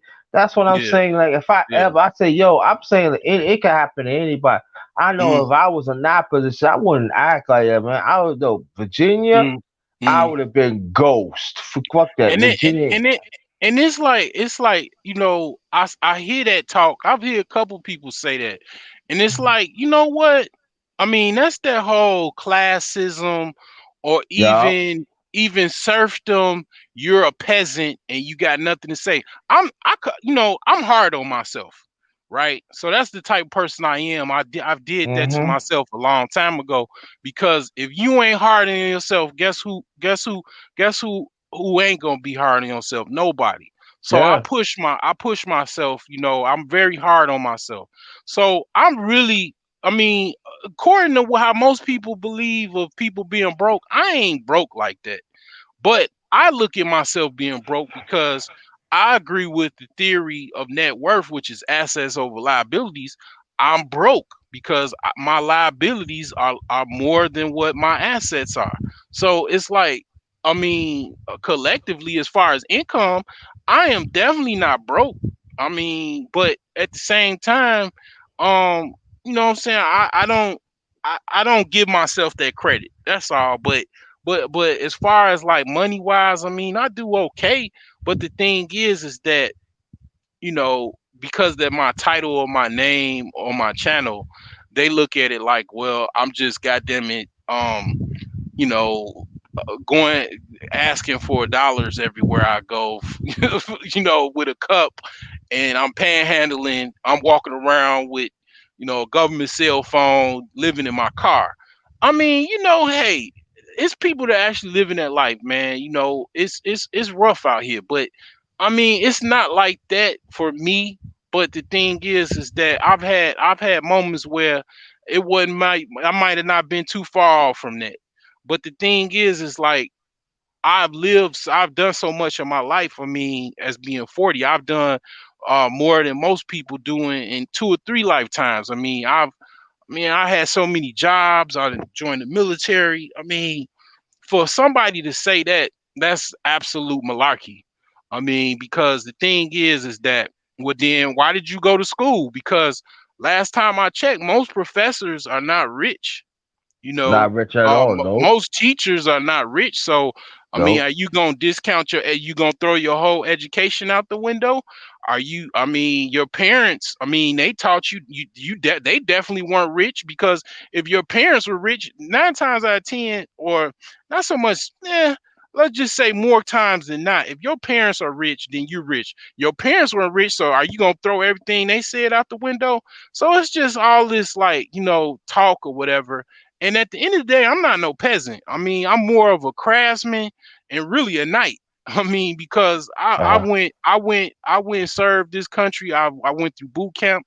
I mean, you know what I'm saying? I was trained to be basically, man, somebody I ain't gonna even talk about it. But the thing is man, I'm definitely not no peasant, you know what I'm saying? But the thing is that's the way they look at people, and because of my name or my channel name, they look at it as I'm just some peasant that don't know nothing what the fuck you talking about and blah blah blah.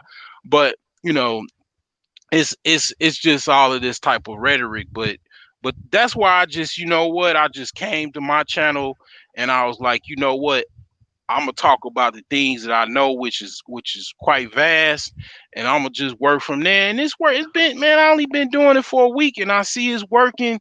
I mean, I come to your channel, and I think I met you on Art Ibmore's channel. I just try to listen to like-minded individuals and people that's intelligent. You know what I'm saying? I mean, me and Art don't necessarily agree on everything, but I mean, I can't say the man's an idiot. I mean, the man is intelligent. You know what I'm saying? Most of the people that hop on this panel, are intelligent as well. You know what I'm saying? So it's like, I'll value that, but at the same time, you have people, man, that be like, man, you're a slave, and you know what I'm saying, you ain't got no value, what you work. Like, they just see it one way, you know what I'm saying? And it's like, man, okay, yeah. I mean, it's just people be capping for the internet, for people, for a crowd on the internet, you know what I'm saying? And it's not really like that. Like, in the real world, it's a million ways to become a millionaire. I mean, you know what I'm saying? It's a million ways to die too. I mean, so it's like, it's malarkey and nonsense. But I mean, yeah, at the end of the day, it is what it is, man. The thing that I do is I show you better than I could tell you, you know what I'm saying? So it's like, when I actually become debt free, and then actually, you know what I'm saying, get to the point where I do have a bunch of money, and I'm starting to buy coins and bars and bricks, you know what I'm saying, gold, silver, and platinum, and palladium or whatever. I mean, you know what I'm saying, I ain't gonna be doing nothing, but I'm gonna buy the rights to Kanye West song, or part ownership, or get special permission from Kanye West to play his song when I come on YouTube. You can't tell me nothing. You know what I'm saying? I won't even get no YouTube strikes or nothing. When I hop on, that's gonna be my goddamn it theme song when I hop on. I tell you like this, and I'm keeping it real with you. If I running some good, I'm making my own fucking beat. Oh, dude, now we getting further. It's like we walking down the staircases of the rabbit hole. Like, dude, I literally, when I turned 40, because I already knew I could rap. I was rapping when I was in high school with my friends and shit. I'm like, man, you know what? Fuck it. I'm just gonna be a fucking rapper, man. At 40 years old. I know I'm old, but I'm gonna start rapping, man. Because it's like, you know what, man? I'm getting older. What I got to lose? And then, listen, man. I'm gonna do some old school. I was listening because I always into music also too. Not like everybody else, but man, I hear some instrumentals like way back at the time. Man, I could just be dropping. I'm not rapping. Man, I'm dropping some singing bars, like some hard shit, like what? Yeah, motherfucker. Drop instrumentals, like do a dub over that. She's like, whoa, and I just want to do like a CD, like some 24 joints. I'm gonna knock 24 different joints out. Bang! Then I'm here with them one. That's what I'm doing, man. That's what I want to be. You know what I'm saying? Because I believe that you deserve to be live comfortably. You know what I'm saying? Live the life. You know what I'm saying? Live a life so money can make. So you don't have money make for you. All you do is just pick up. You know what I'm saying? And that's what it's all about, man. I don't want. You have people like just want to like, yeah, I want to be wealthy too. I want to help Yeah. out people, man. I'm saying like, yo, I'm saying Right. like, man, one day I just want to like lay my head down and think I'm at my old place. And I wake up like, dang, I'm in the motherfucking mansion or nice Right. house and shit. You know what I Yeah. mean? Like Yeah. walking around and shit. Damn, well, this Yeah. room never had man cave and shit.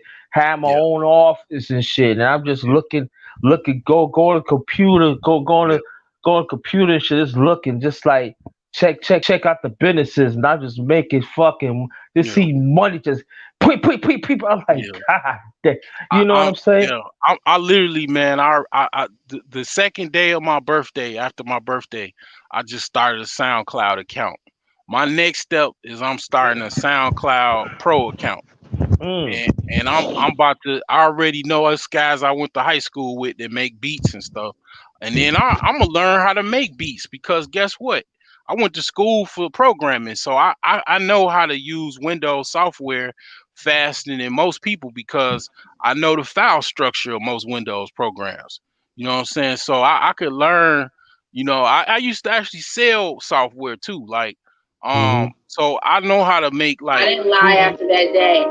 Mhm. I know how to mess with Fruity Loops. I mean, it's other stuff like so. I mean, basically, man, I'm gonna just start with one song, like, and go from there. And it's like it's cats that what I find out now is like you got like it's this dude that I subscribe to here in the Forex. So you ain't mentioned that, DeVito. Like basically, Forex is bigger than the stock market. It's like 10 Mm. times, it's like 10 times bigger than the stock I market. think so. I think I heard somebody said something about it. Yeah, Yeah. Forex, man. Forex is a beast. A lot of people, man, they like talk about how much money they made. They live in like a really good life and everything, and they even balling out of control. They mess with Forex. They trade Forex. So, cause like you got it's called the foreign exchange market. So it's the currencies of the whole world. So imagine how big that is. So the stock market is like small compared to the Forex market. I mean, and you could make it only stops on the weekend. So it goes 24/7. You can hop in and out of the any type of currency 24/7 as long as the market is open. And then like on Friday it closes, and then you got the main markets. You got the London market, you got the New York market, you got the Australian market, the Asian market, you got the Hong Kong market or whatever, which is part of the Asian market. And it's like all even South African, you can say trade South African rands and all kind of other currencies, man. It's huge. Gold, you could trade gold and all that. Like, I mean, you know what I'm saying? It's like this dude is named Ty Millionaire or whatever. He rap, but the tripped out thing about him is he rap about Forex. He raps about his what I'm saying, pretty much what he does as far as on a daily basis. So I was thinking of doing something like that, but I don't know, you know what I'm saying? Then you got another cat I follow that he in Ohio, he's a bounty hunter and he rap, Mm. you know what I'm saying? His name Bounty Hunter or whatever. I mean Bounty Tank. I mean, so he rap, you know what I'm saying? So I mean, I'll let you be the judge of how good I am, because this is gonna be this ain't gonna take as long as it taking me writing this book. I mean, soon as I get me a SoundCloud account, and then already I was a poet when I was in high school. I used to write poetry when I was in high school, right? So I'm already I'm already, man. I remember a dude. Okay, the dude I was in Taste of Chicago downtown with my friend, and this dude's from New York, and he was there, whatever. He was like, man, hey, so he said, man, so you know how to flow or whatever. He's like, man, shoot some bars or whatever, man. I was like, da da da da da da da da da da, and then dude's like, yeah, like, because I already had a rhyme already that I had already written down and everything. So I just spit it, and he was like, "Yeah, like and this I was like about 18, so it's more than 20 years ago, man. So I already know, like, see, because the thing about it, like, what I see about now is a couple ways I can kick it, right? I could be a ghostwriter because I'm good with writing flows and I'm good with poetry, and then I could also flow with it. You know what I'm saying? I'm a very good orator. So I mean, I already know I got that. All I need, you know what I need. I'm gonna let you tell me what I need. Underrated. What do I need? What's the missing component to that?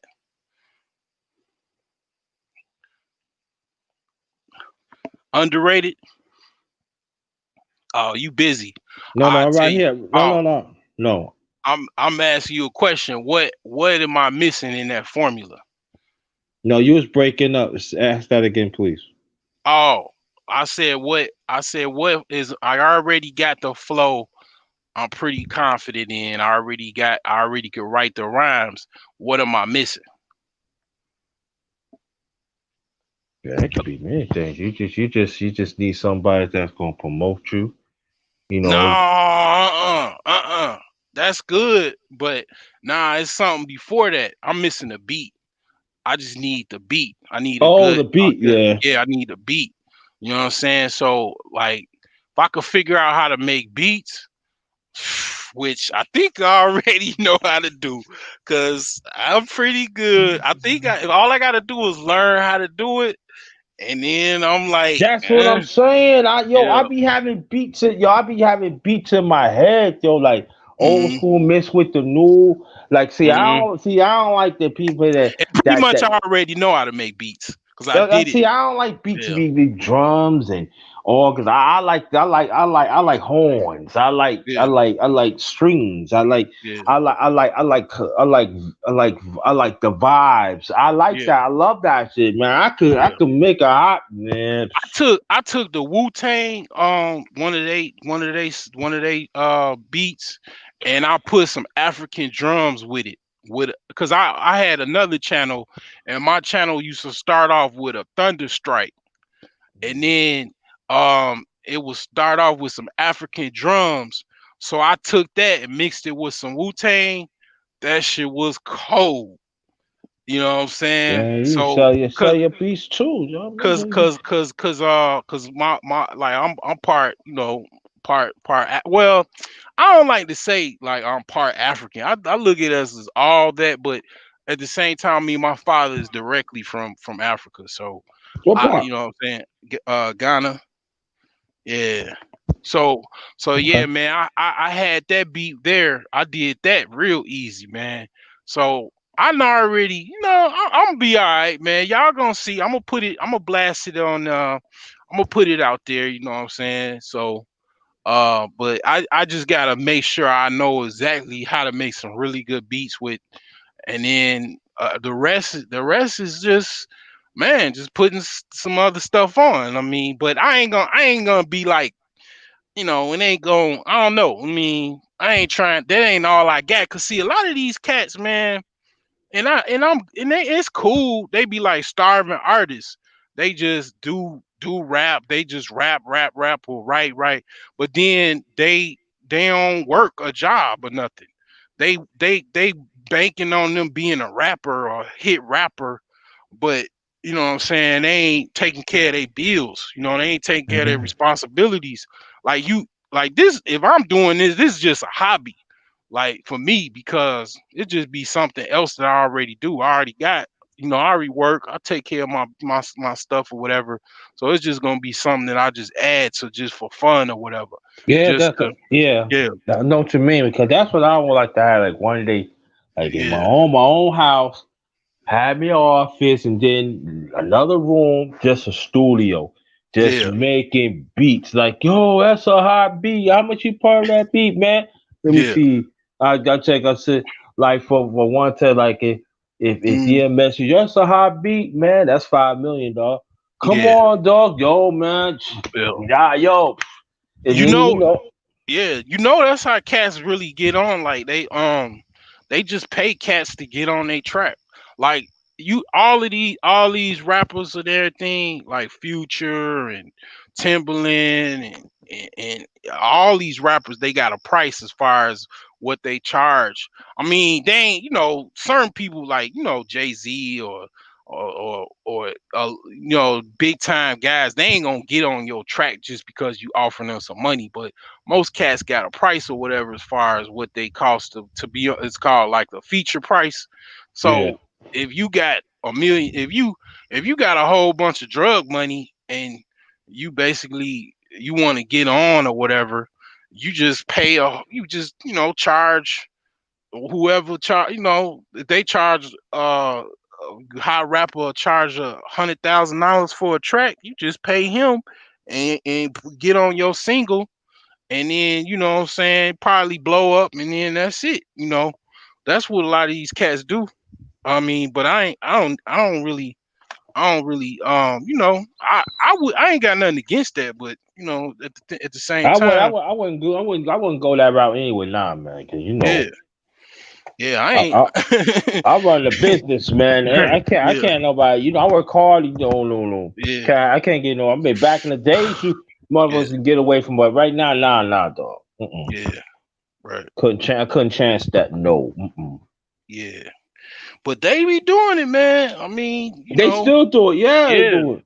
Right. They be doing that, man. They be, But I ain't knocking the hustle. No, man. I'm not knocking it. I'm not knocking it, but I'm saying, like, if I have a business that is legit and I got multiple business, man, I can't take that drug money like that, though. Yeah. I can't do it. Oh yeah, I ain't even talk about that. Yeah, the trap, man. That's the trap. But yeah, I mean, I'll just shoot. I ain't got it like that to give up to nobody. I mean, shoot, I ain't got it like that. I could barely fix my house up. So unless somebody charging like 1,000, probably can afford 1,000. Yeah, listen, man, yo, I make this hot beat. If it's a hot motherfucker, yo. Yeah, he said, yo, we do a soundtrack. I got a soundtrack right here. Yo, what's up? Yeah, I want top dollar, yo. And I want the credit because I'm doing it. If I can't get the credit, oh well. Right. Next. Exactly. Who wants to make this? Yo, I got mad beats. Yeah, man. Right. Yep. Damn right. That's how you do it. But I mean, like I say, I mean, I ain't gonna talk too much about it. I'm just gonna show it, and then, like I say, I appreciate that. I'm gonna reach out to what I'm saying, to whoever, and I'm gonna pay that price to play every time I play Kanye song. Man, you can't tell me nothing. That's what it's gonna be. And then shoot, when I come on, that's what's gonna be played. And all them other cats, man, talking about this and that, they gonna hear that. And then they gonna be like, man, I'm sorry then, I apologize. Because I mean that's how it be. Cause like for example, I had put a post on Facebook. I was like, Alicia Keys, Russell Simmons turned her down because he thought that the piano stuff was corny. You know what I'm saying? He didn't think that was gonna be that big as it was gonna be with her. Like he discounted her act or whatever. Yeah. You know what I'm saying? And then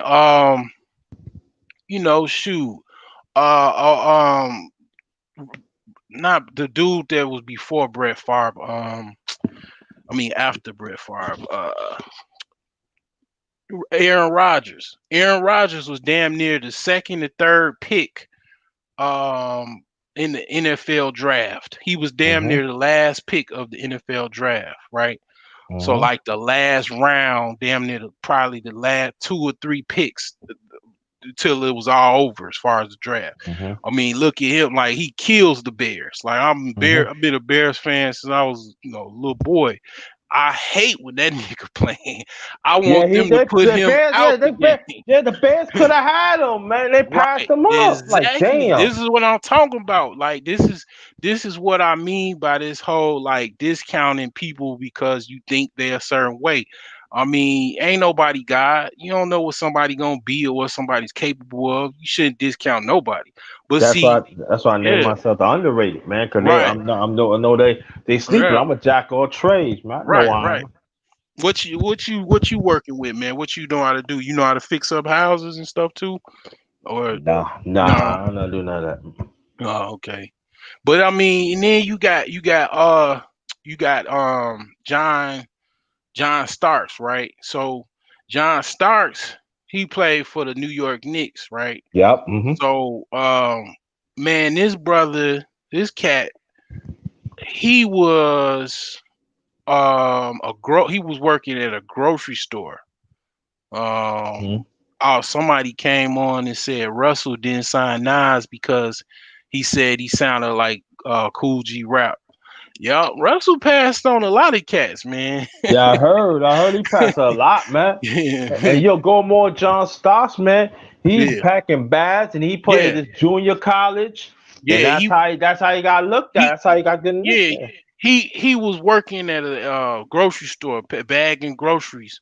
Then somehow or another, he got called into trial for or not so much even trial, but they signed him for like a 10-day contract. And that was it. And what's nah, that wasn't it. Let me tell you. So this cat, man, he was in practice, and he tried to dunk on Patrick Ewing, and then Patrick Ewing slammed him to the ground. He twisted his knee real bad, and that's what saved him, because he broke his leg or twisted his ligament or whatever, messed his leg up, right? That's why on all his photos he got that one knee brace on, right? And I think on his left knee or right knee. But anyway, because he signed that contract, even if by being a 10-day contract, the rule was they had to keep him the whole entire season and pay him until his knee got better. The rest is history what happened. Mm-hmm.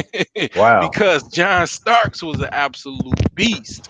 Yeah. Okay. I mean, they say he dunked on Michael Jordan. He did not dunk on Michael Jordan, but he did dunk in the presence of Michael Jordan, and that's damn near like dunking on God. I Well, mean, Jordan did jump, but Jordan uh, did jump, but he didn't jump with Jordan. But yeah, he did jump.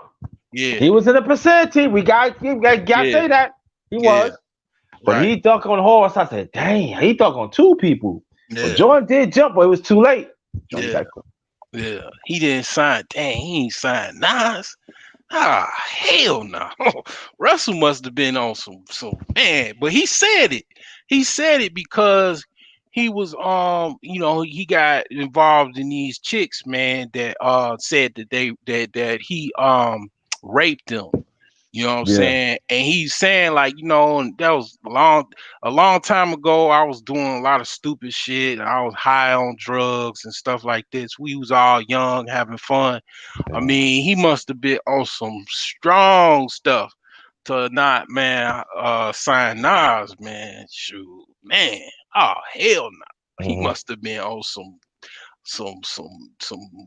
bad drugs, man.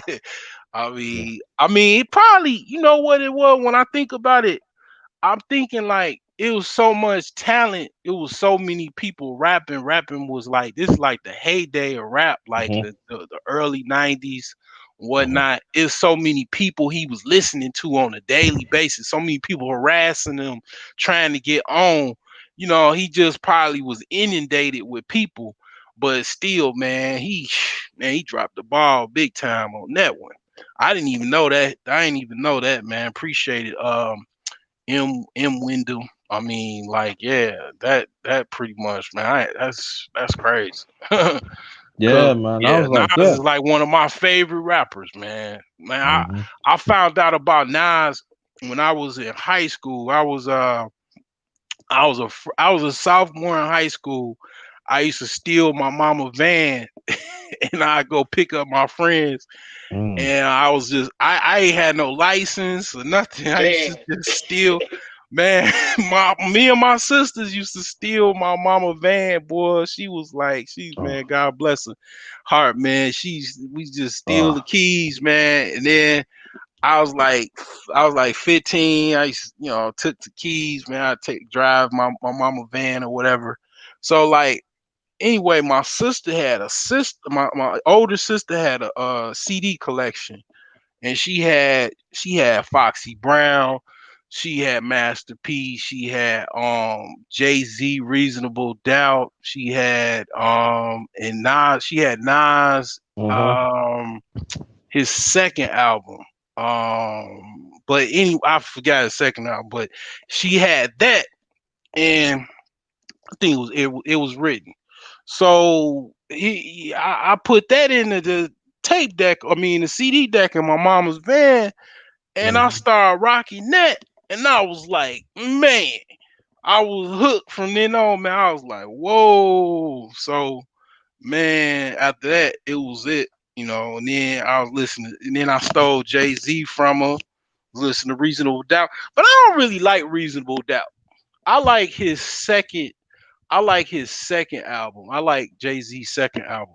I don't really like, but here's the thing too, though. I don't really like Nas' first album. I don't. People say it's a classic. Yeah, it's cold, but I don't like it. I don't think it's his best work. Like I don't. Cause here's the thing. Like I think because cats when they broke and they came out with like it's some people that they come out with an album and their first album and it's cold. It's like best ever. One of those Lauryn Hill, right? Her first album was epic. No hardly no marketing, nothing, just won Grammys, sold a whole bunch of copies. But she was already well known. She was famous. She was an actor, actress or whatever. She already had money and she was with the Fugees. So it wasn't no big deal with her. She was already on. She knew what worked. She knew about music. She knew how to get beats, get stuff produced. So it was like when she got on, went solo, she rocked it out the park. She hit a home run with the first pitch. So when Nas, his first album, he was broke as hell. I mean, you know what I'm saying? He ain't make no light of it. And the funny thing about it is, and this goes into like you getting wealthy and putting on all your friends. So if you look at this first album, which is Illmatic, and you look at the album cover, and then I think like on either his third album or fourth album or whatever, you see an album cover with all them same guys. Like the first album cover with Illmatic, he was sitting in the park, rough Tim's, dingy Tim's, sitting on a park bench. And then by the third album, the album cover, they got exotic cars in the parking lot, and they standing in side by side on each car. You know what I'm saying? Like all his guys got, an exotic car, his whole crew, you know what I'm saying?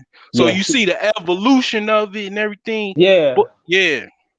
Yeah, I hear you. See, I'm from New York, so back in the days when I'm talking about not 80s hip hop, I'm talking about 90s hip hop. New York back in that was like baggy pants, Tim's, hoodie, shirts and all that shit.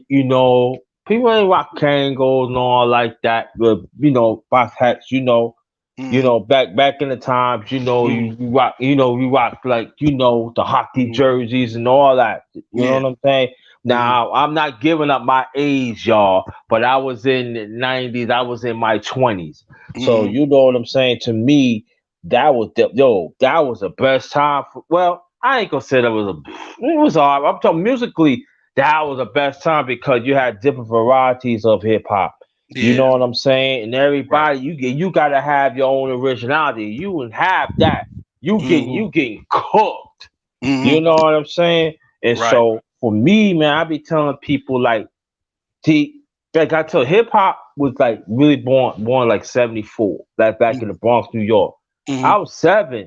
So basically I actually see hip hop grow. You know what I mean? I actually see it. Even like from New York, stretched out even globally and stuff. But along the way, I think what hip hop and soul music had did wrong I think that they could have combined that together, Mm-hmm. and then at the same time, we all could have been making money. You know Mm-hmm. what I'm saying? But what happened Mm-hmm. was it was like some soul music. I mean, some art like classic R&B. They were Mm-hmm. saying like hip hop. You know, they don't know why hip hop is doing. They, Mm-hmm. such and such. Instead of understand that it's a different genre of music, Mm-hmm. and we have to understand at that time, when things was really popping off, like in the '60s, when we had those riots and stuff, Yeah. and the radical black was like saying like them Mm-hmm. old timers, like 34 years behind that. This is a Yeah. brand new day, man. It's time to take over this establishment. It's Mm-hmm. time to stop saying like yes to them all the time. And Mm-hmm. then now I'm talking in the '70s when I was little. Then there Mm-hmm. was continuation going on. Then you see the Black Panther Party temporarily was like dissolved and Mm-hmm. stuff. They came back a little later on, but it wasn't really all Mm-hmm. that what it used to. And Yeah. then that's when hip hop. So hip hop came like this. Listen, I identified the oppression of our people Mm-hmm. of urban, and Mm-hmm. that's when hip hop start forming. Then Yeah. you got to go through disco and Uh-huh. classic. I mean, with disco, and then R&B, and then Yeah. hip hop had to go through that evolution. Then when they start coming in, it wasn't that many record labels, and even stations were in the play them because they thought it was like radical or stuff. They was like Right. they know what they was doing, but Yeah. at the same time, hip hop got to go through even like rock pop So or you like was you was around when the Sugar Hill Gang was popping. yeah, I was around the Sugar Hill Gang, and they didn't write their rhymes either. They put that out there too. Oh wow. They didn't write their rhymes. Somebody wrote Uh-huh. them. I forgot who it was, but But they you didn't know write. what? You know what? It really made it don't even matter because they literally made history. Like it was No, they made it history, yeah. but there's some people had lied about. Oh yeah, they from Jersey, but Oh wow. they from Jersey. So Wow. I'm saying like this though. They made history. Don't get me wrong. It Uh, was a big time and stuff like that. You right. remember this lady named Sylvia made Pillow Talk. No, no, not really. This back in '74. Ask your parents about Pillow Talk. Well, she was the one. She had her own record. I think it was a platinum record, Mhm. platinum records. Mhm. It came out. They made that record on her label. She was one of the first ones that had like kind of mainstream success with hip Mhm. hop. But she was robbing people though. She was Wow. robbing people though. But then along the way, you hear the rock pop, all Mhm. that did, and then that's when the hip hop was like hear the sonic Mhm. of other things. Then you got then you got Houdini, and then you got Run DMC. You got you know you got KRS, and the other ones start forming. Then you got California. They really stopped making their mark and everything. Yeah. And then all of a sudden, then you got towards the end of the '80s, and then you got the South. They stopped by. They Yeah. went independent and stuff like that.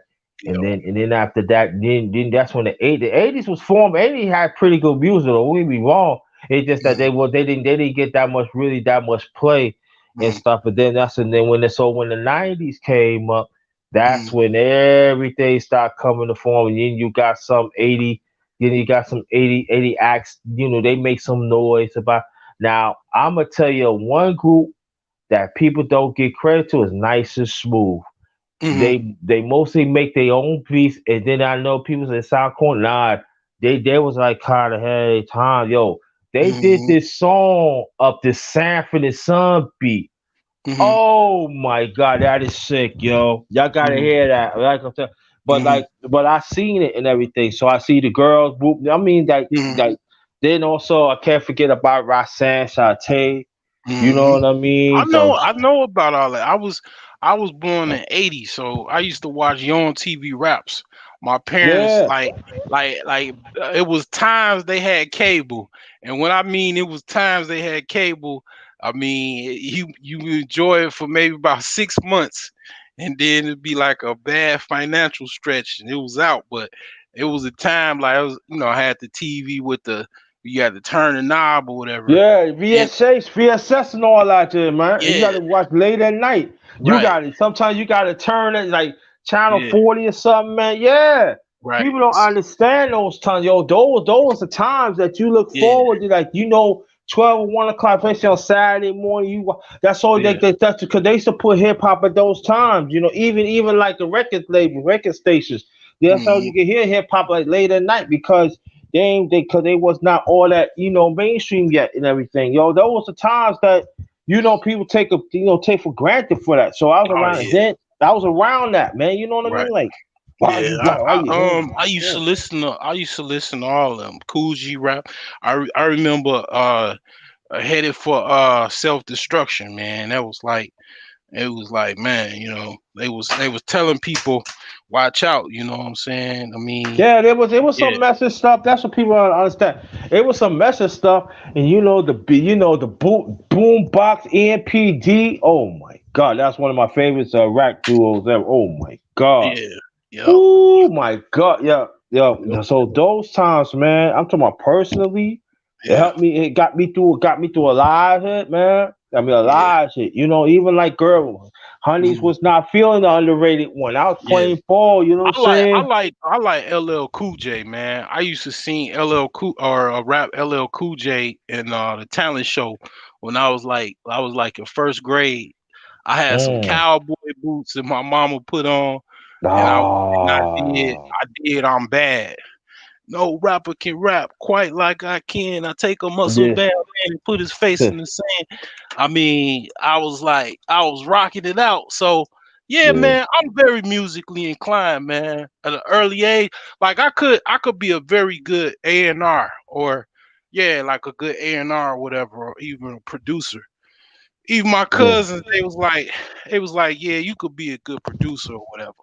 They ain't think I could rap, but they said, yeah, you probably could produce, man. Yeah, I'm But saying, yeah, man. Cause I got a lot of shit on my channel. I got the underrated music talk, man. I ain't, I got yeah, mad shit. I ain't did nothing yet, but it's time for me to do everything. Yeah, man. Yeah, but see, then that you got the hip hop, then you go through the 2000s. They say 2000 mm, was alright. It wasn't mhm, like. Oh yeah, I mm, forgot to talk about the '90s. Talking about you got run. I mean, you got like DMX, and you got the mhm, locks and shit. You know what I mean? mhm, No, that yeah, was New York was like popping, like mm, and then a lot of people don't understand it's true that mhm, even like you even got some music, got some rap at. Sometimes they be having block parties and shit, mhm. man. You know You what I'm know, saying? you know to be like I'm about 6'3", right? So I like basketball is my religion coming up, right? So rap, I like rap too, but I was more into basketball. I Yeah, I didn't was in the want to ball too. I didn't want to come to New York to rap, right? I wasn't interested in that. I wanted to come to Mm. New York to go to Rucker Park. I wanted Oh, to go popping. What? I Oh my wanted to god. I wanted to play against the New York Cats because at one time Nike was sponsoring street ball heavy, like in the late Yeah, you start '90s. thinking about all Yeah, throughout the city, son. I'm yeah, like, yo, in the early yo. 2000s. So they used to do New York versus Chicago. You know what I'm Mm-hmm. saying? And then it used to be the beef, like it'd be like, cause it'd be like, they say if you could make it in New York, you could make it anywhere. And then the Chicago cast was like, nah, fuck that. If you could make it in Chicago, you could make it anywhere. You Yeah, know what I'm yeah, saying? But yeah. I mean, real talk, to be honest with you, yeah, Chicago was rough. I Yeah, mean, Chicago's rough. Yeah, and yeah. I'm saying, and I'm gonna say this too. Mm, I'm talking because it happened in Chicago too. Now in mm, the '80s, though, let me tell you, mhm, the '80s and the '90s, even 2000, it used to be like, Fat Joe mhm, used to have his own team, man. yeah, Motherfucker, yo, yeah, you ain't gonna yeah. hear this from nobody. Motherfuckers used to come to the park, bags of money, son. Mhm, mhm, Stacks. I'm talking about mhm, stacks. I'm mhm, talking about mhm, in plastic garbage bags, somehow mhm, in a paper bag. Mother, they mhm, used to get like, motherfuckers used to play hard, dog. I'm yeah, talking about yeah, like, yeah, yo, yeah. here's a stack. How much you going to bet? Yo, you dunk on this one, there's 10 stacks for you Yeah, waiting. I yeah, seen it happen yeah. because I see some people that, yo, I'm talking about those are good that now. You know what I'm saying? Motherfuckers popping balls. They used to come up there with jewels. These used to get robbed. I ain't gonna lie. Yeah, See, yeah. I knew, I was playing ball. So I knew the key motherfucker. They said, yo, Yeah, yo, yo, you want to get that? Nah, I ain't fucking with that shit, yeah, man. Y'all niggas on some raw shit. Yo, yeah.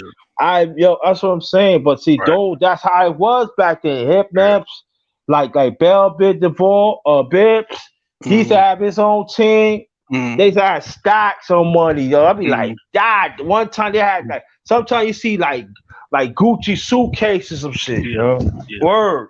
Right. That, I and them motherfuckers, mean, in the '90s, man, woo. basketball was like it was like cats was trying to play basketball. They weren't trying to Woo. play. They weren't really worried about football. They weren't. Man, I mean, they even dropped the mic like and try to play. I mean, cause Cameron used to play ball Yeah, Cameron was nice. and He was all yeah, American, son. yeah, and Mace, both of them used to play high school ball, and they was good enough to go to D1 school, Yeah, that was and all nice. that, yeah, and probably the NBA, but they just for some reason they got in the rap, you know what I'm saying? Cause But that was the money because at mm, that time it wasn't guaranteed, it wasn't all that insurance. And then let me yeah, tell you how nice when people was like playing ball around the country, even mm, Chicago.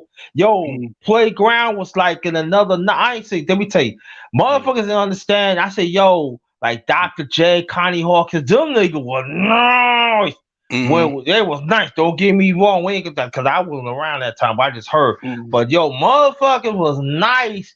yeah, Niggas at ball was so nice, yo. yeah. They would have tryouts of pro teams, son. Wow. Yeah, I They heard could they about could go, that. yeah, Yeah, they used to yeah. have scouts. Like it's okay. Our Rucker Park in Chicago is 63rd and Hayes. Right off the lake, right? Off Uh-huh. Lakeshore Drive, man. It used to be scouts from college scouts, whoever that would come there and watch. You ain't ball. You ain't certified if you ain't never played ball 63rd Street Beach. You ain't certified. You gotta go through there and and hoop and run that before you can even, you know what I'm saying, do anything just about. Like Yeah. that was our Rucker part. But um, yeah, man, I mean, you got some cats from Chicago, Isaiah Thomas, Yeah. shoot, man, Derrick Rose, Mark Aguirre. Mark Aguirre. I mean, shoot, it's a lot, man. I mean, the high school I went to, man, Thornridge, man, it's like one of the best high schools in the state of Illinois. Like we the only high school like back in the '70s though.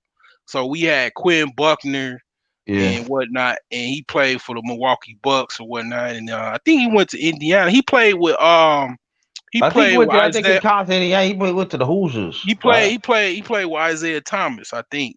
So like, yeah, man, them cats went. They didn't lose no games for 2 years. They went undefeated for 2 years straight. Right? Damn. Like ain't no schools like, cause like when I was playing, okay, well, I wasn't on no team. I was very competitive, but I like my senior year, the coach, he was like, I was like 6'2". He's like, you could practice with, you work hard conditioning. I let you travel and practice with the team so you could get better or whatever. He was real cool. But my whole scene, my whole high school years, it was a school called Thornton. Thornton had cats that played. They were not only All American in basketball, they were All American in football too. They used to run fucking Thornridge right off the court every my freshman year, my sophomore year, my junior. They had Randall L. Randall L. was so cold. Like he was cold at basketball, but he went to go. He could have picked either. This dude was so raw. He could have played 4 sports and would have been an all-star in each one of them. Track and field, baseball. He got. I think he got called up. He got basically the Cubs or somebody would have signed him if he would have just played baseball. They would have picked him up to go to the play minors for their farm or whatever.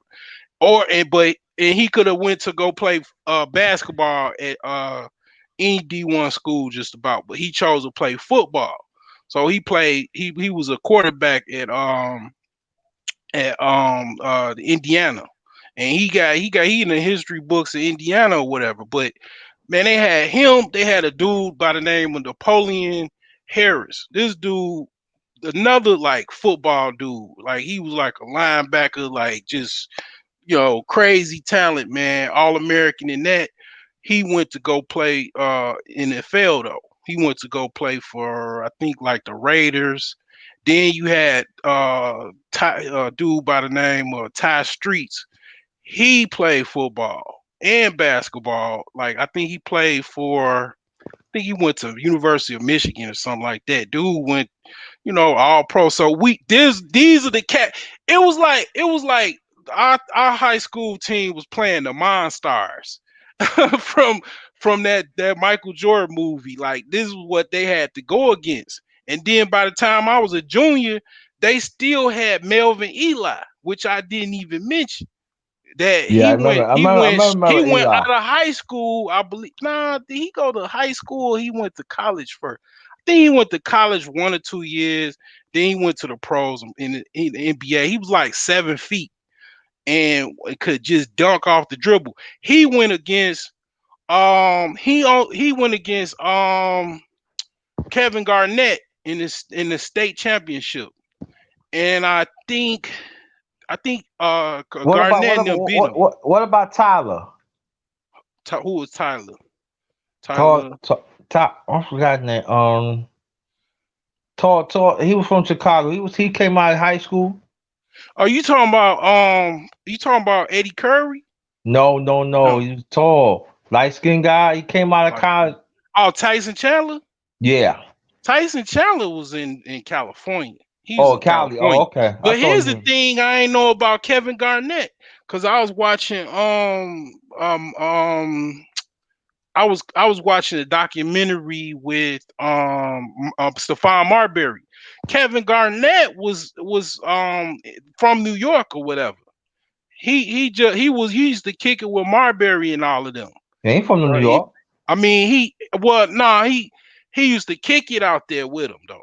Like he used to go visit Marbury and all of them in the projects, but like he was like literally visiting them on the regular. Like, Coney Island, New Brooklyn, Coney Island. He used to spend the night. He used to spend the night at his his project building with his moms and them and whatnot. Like I didn't even know all that. You know what I'm saying? But like Melvin Eli and them. They was going against Kevin Garnett because Kevin Garnett went to Farragut. It was a West Side school in Chicago. So this was in Chicago, right? So then you know what I'm saying? Like my senior year, my classmen, we finally beat Thornton, and they was so pissed off. They was busting the windows. They in the parking lots. They was like pissed off, man, because we we had 4 years of domination. But I mean, man, I call my classmates, man, the Thornton Killers, because we got them. Like we beat them twice my senior year, man. I ain't gonna even mention no names because I mean, you know what I'm saying? It's like they, people know, like, you know what I'm saying? Like we finally got him because we was nice. We had a dude, man, they called him Tucci. He used to spot up and shoot the 3 at will. And then we had a dude that was like, they used to call him Rio. Man, this dude, man, hit a teardrop like with a second left and with a buzzer beater. And you just had some talented cats, man.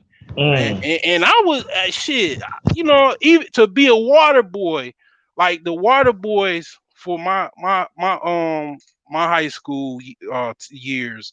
If you was a water boy, you could probably be in a 6 man in another school. Like it was some talented guys, man. that was walking them halls, man. But yeah, we like finally beat them, man.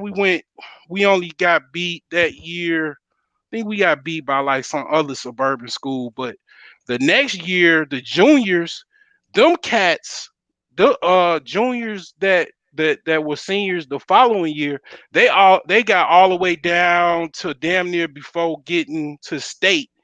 They went against Isaiah Thomas's school, St. Joseph, the coach, Joe Pingatore. Like Yeah, I heard while he him. was Yeah. still alive, that's that was because the juniors was even better. They were the baby thorn killers.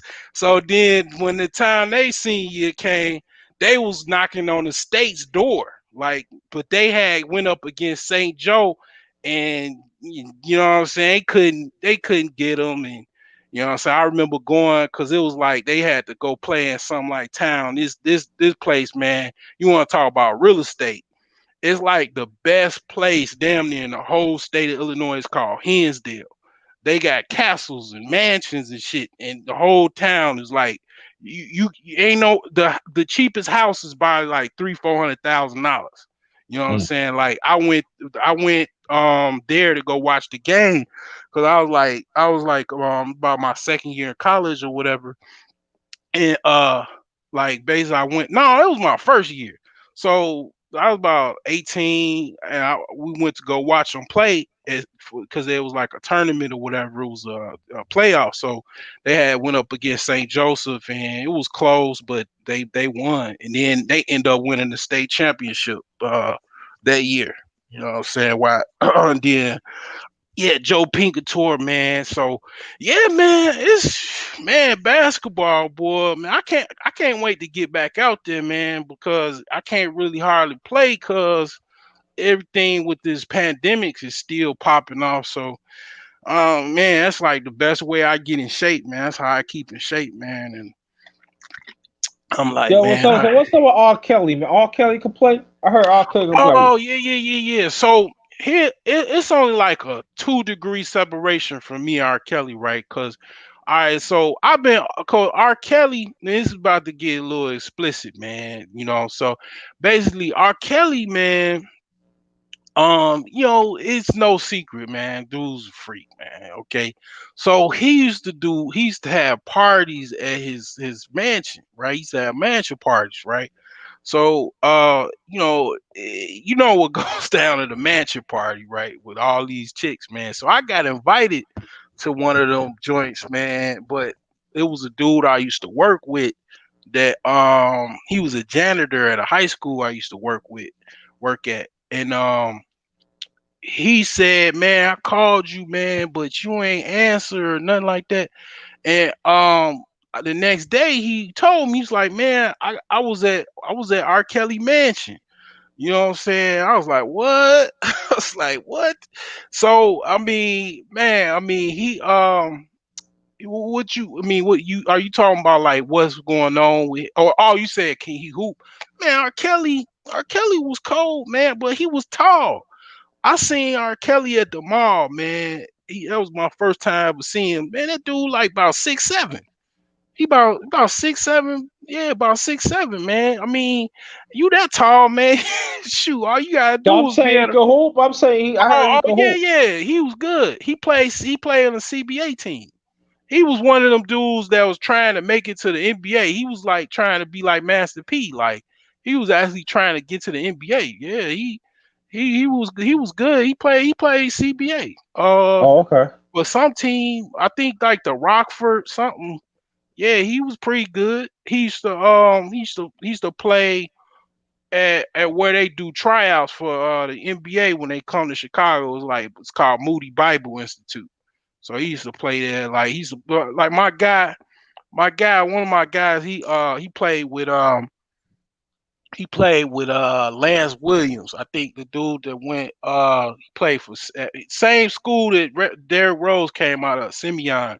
He played with him at a pickup game at the Moody Bible Institute. He said he good. But he called like a foul like Jordan, like because he's a celebrity, right? So he get every foul that he he if he call foul, he get it. So he says like that. But yeah, he could hoop. I mean, shoot, yeah, R. Kelly could definitely hoop, man. Okay. But the thing why he going, I ain't gonna talk about that man case. I ain't doing. I No, ain't no, got no, nothing to no. say Wait, wait, about yeah, that yeah, man we go, case. yeah, yeah, exactly, Man, exactly. that man's still in jail. I ain't gonna say nothing. I wish with man, I ain't saying nothing about that shit. But I mean, yeah. But the thing about that is though, like what I said on Facebook. I said shit. Being broke, I got plenty, right? So if I got money, I damn sure ain't got a motherfucker do nothing unconventionally to get some. You know what I'm saying? Like if as a broke man, I done got plenty. So why if I got money, I'm rich, I'm a millionaire. I got like everything we just said. I got some bars and you know what I'm saying, it's safe and I got, all kind of shit. I'm rich as hell. Why what the hell I gotta do anything? I mean, you know what I'm saying? I'm a high value man. I'm a super high value man. Like, you know what I'm saying? You got high value men, you got super, and you got extreme high value men. Cats a cat. Like like what Kevin say is the minimum is 100,000. You got cat what if a cat got 10 million? You know what I'm saying? Is he still a high value? He ain't just high value. He extremely high value. You know what I'm saying? So it's like it's levels to this shit.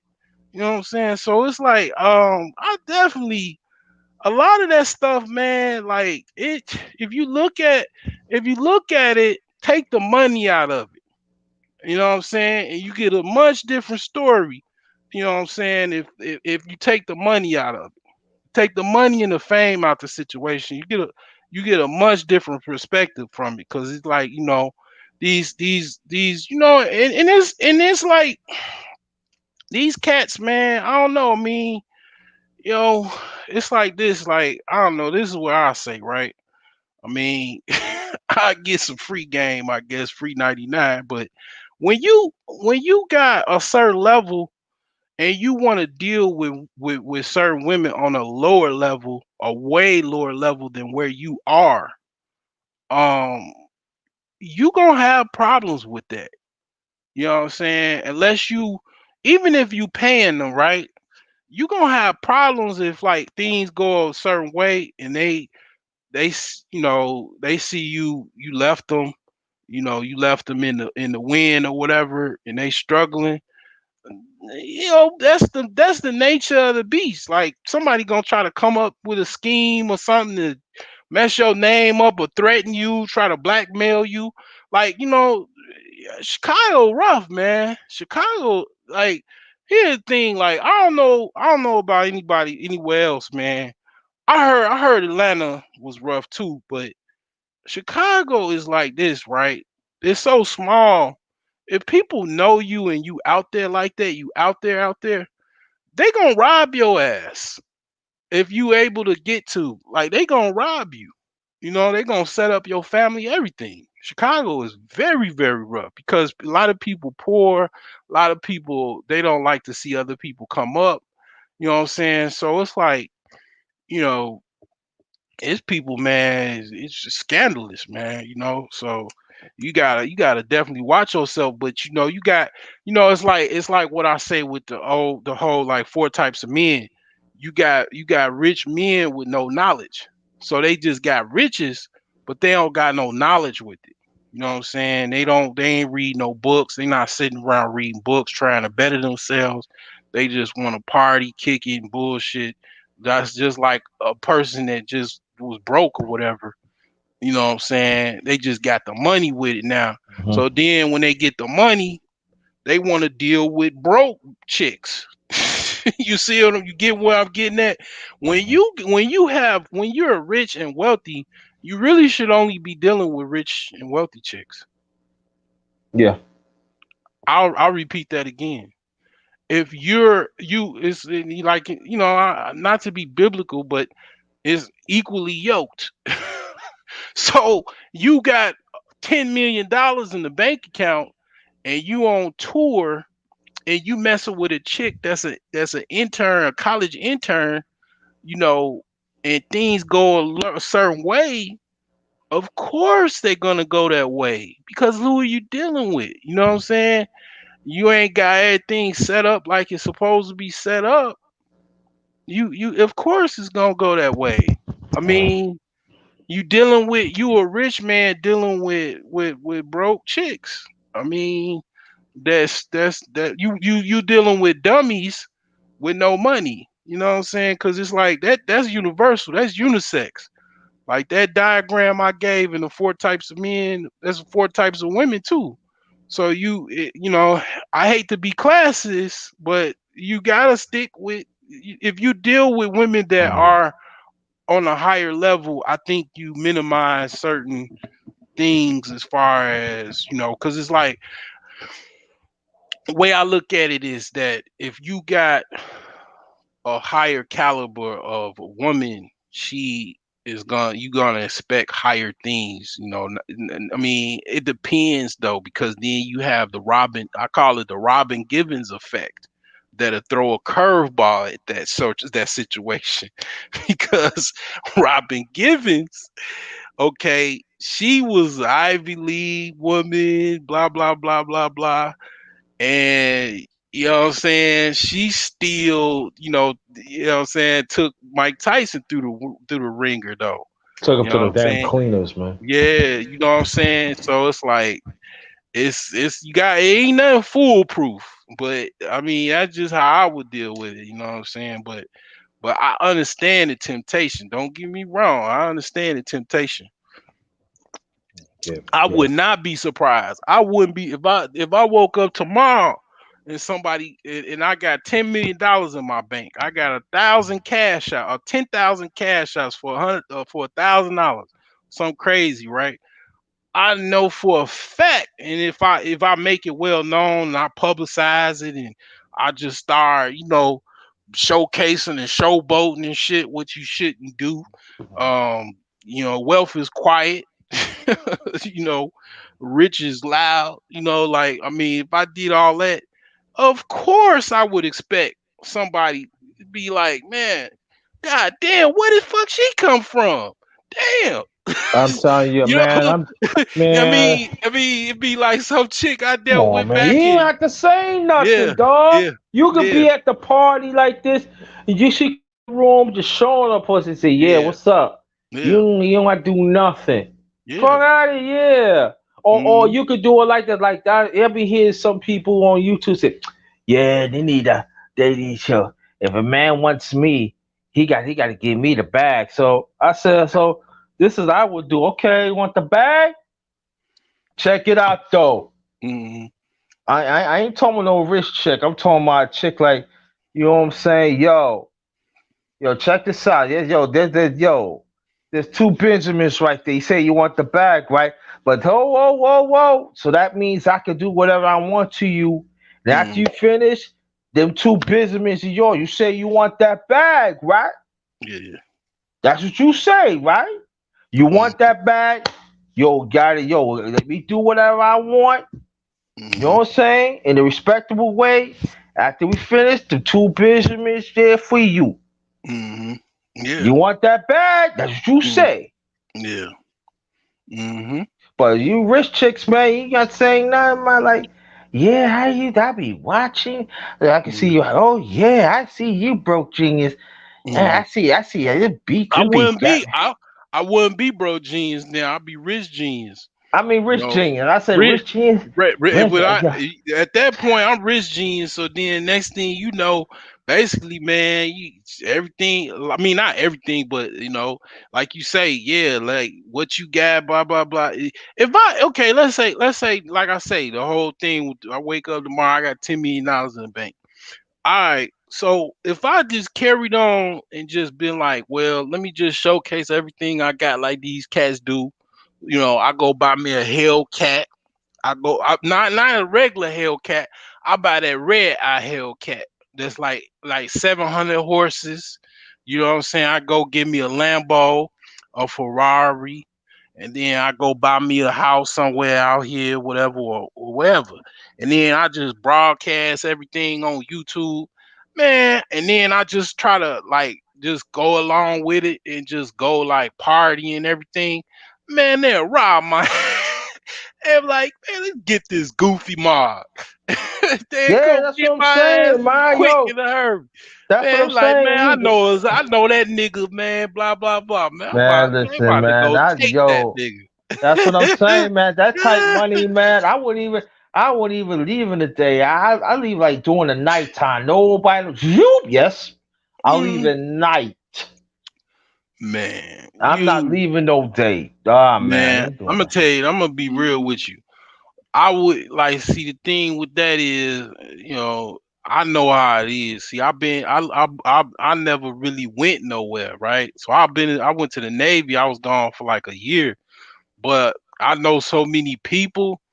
Man, I don't even know if I even live in Illinois no more. I probably go go live somewhere else and then Yo, keep you a got house no, you here. got, yo, Yeah. you gotta leave Illinois. Period. You gotta Yeah, leave. I mean, I would come back. Like maybe I still Can have I a house be here. no? Can I be no region? No Indiana? No, no, no. You gotta leave. I wouldn't even stay here, man. Like that, like every day. Nah, I would. Cause I'm from here, man. I mean, I know too many people. I'm not saying I'll set up a foundation. I'll do everything legit, man. I'll Man, help people out. But I couldn't stay here with no. Cause it too many people jealous, man. It too many people told me I couldn't do it or laughed and all that. Man, it too many, man. I would have to, man, go to whole nother state, man. you Somewhere, have to. yeah. You got to. It cannot be like around like Indiana, other states. Nah, you gotta move. Like for me, nah, man. Yeah. I gotta move, man. Yeah, and then to be People, honest with you, I had to retire YouTube. I would have to retire YouTube completely because unless I want to look at like maybe as a business or whatever, like I want to do nah, something. you have to retire. You too. You just switch your channel up. That's all. Yeah, right, right. Yeah, I'm not. Switch your channel. That's Yeah, all. it's millionaires on here, man. It's even billionaires on here, man. Channels, right? So it's like, okay, just gotta. I mean, at that point, I just have a whole crew and had everything professional, had the best cameras, had the best software, everything. Yeah. Have a whole production crew. Yeah, have somebody, yo, if he can hire somebody hook that thing up for you, like professional, man, you be good to go. You can go anytime you want, man. Word. That's what I would have done it like that. I would have done it just like that. So I will. I think that's the Virgo on me, man. I'll do. I do exactly what Nas did. I'll buy everybody a car. Oh, definitely my family. I'll just be like, I'll just show up at a dealership. I'll show up with like $1 million in cash and be like, everybody get at least they get up to at least 30,000 or whatever. Any car they want, or 50,000. Let's just say 50,000. They get any car they want, and then I just get everybody. I write everybody's name down, and then get it to the dealership, and then I call my family, and then my friends. I give them another duffel bag or whatever. Call, get your car, whatever car you want. Then they be clean. By the time they cleaned out, then I go to another dealership and then be like, hey, all right, this is the one you gotta go to over here. Then they get their car, and then that's it. I mean, they got their car. But then if I do well, I gotta give them a house too, man. Shit. Nah, man, nah. I'd rather give him the money, man. Yeah. Oh, you rather just give them the money? I'd rather give the family the money. Everybody meets in New York, nice spot with my lawyer. Peel it out. That's it. See, write it down. They know you got the money. Do what you want. Have like a little, just for family. Have like a little get together and stuff. After that, I'm bouncing. That's it. That's how you would do it. Yeah, that's effective too, man. That's hey. But at the same time, man, that's what I would do. That's how because when I used No, to ain't nothing wrong with you doing. No, I ain't say nothing wrong with doing. I'd rather get the money. And then like for my cousins and stuff, I got like a big like you know. So look, I'm gonna give y'all this. You separate for yourself. For my brother and sister, I get them each of them something. I get each of them. For my cousins, my niece and nephew, like my cousins, all right, this for your cousins, my niece and nephew, y'all gotta separate that shit. Don't even call me. I'm out. I'm dosed, dog. After I drop these, you know what I'm saying, these buddies off. Hey, you know me, you know what I'm saying, but it's like, hey, don't be calling me talking about you need no loan or none of that, because when you call me, guess what? I'm gonna want my money back, and I don't want to even give you no money because I don't want Don't come to me. You know what I'm saying? Don't. Also, I want don't even don't. I said don't even think about staying in New York, New Jersey. Y'all guys to move whatever. Yo, I'm not. Nope. Don't even ask me to move in my house because I'm not. That's not going. That's not going to happen. Because I'm joining my house. Fuck that. I am no. If I'm with a young lady, that's different. But other than if I'm by myself, no. you know what I do. You know what I do. No. No. No. No. I am knowledgeable. You know what I'm saying? Like it's like what I used to do with my cousins, man. I had a little booth at the flea market, right? So they wanted to make some extra money or whatever school to get some school clothes. I bought them some candy bars, right? You know what I'm saying? Like a pack of candy bars, right? I said, hey, go sell these. So what I was doing was I was teaching them how to sell, and I was like killing two birds with one stone, and then they get some money from it. You know what I'm saying? So when they came back to my booth, they already got the limited understanding of how to sell people stuff. So they ain't scared to sell people stuff. So yeah, like I would do something like, all right, I need you to find me a house. I do something to kind of walk them through to help them. Sometimes you gotta help people try if they if they interested. Some people they don't want to do nothing. But I'll be like, hey, you want to make some money? All right, find me a property. All right, and then I give them the terms or whatever what I'm looking for. And then I'll be like, all right, once you find me a property, call me, and I give you 5,000 for finding me the property. Right? So once they find me the property, then I'll be like, all right, so I ain't there. I ain't gonna be there. I might come there after it needs fixed up. So it's like, all right, I need you to, be around this place when I go, when these contractors come in and do work. I need you to manage the contract. So what I do is, I give you another 5,000, after these contractors do all they work in the building fixed up. And then after that, I'll be like, all right, so now the building fixed up, I need you to manage it. You know what I'm saying? You need a place to stay. You need a place to stay. All right, you stay on the first floor, or the third floor, or whatever. And then anything happen with this building, you know what I'm saying? All of them tenants, they call you first. Then you gotta fix everything. And you just let me know what everything costs. So what I'm doing is, this is what I'm doing. Instead of giving him $150,000, $200,000, I'm buying a building. I'm giving him a little money here and there, and then he actually running his own building that I really would give him in the first place. But I'm tricking him. It's like it's like a hamster on a hamster wheel. Like he just running, but he don't know he actually working out, losing weight too. But it's like I'm walking him along the path of him actually doing what he should already be doing. It's like, and then I'm helping him in at the same time, and I'm teaching him at the same time. Like, so he ain't like, if you get somebody something for nothing, a lot of times they don't appreciate it. You know, that's why I changed my channel, because people don't like you make things scarce, people gonna value. If you give everybody everything for free, they ain't gonna value, because they like, whatever.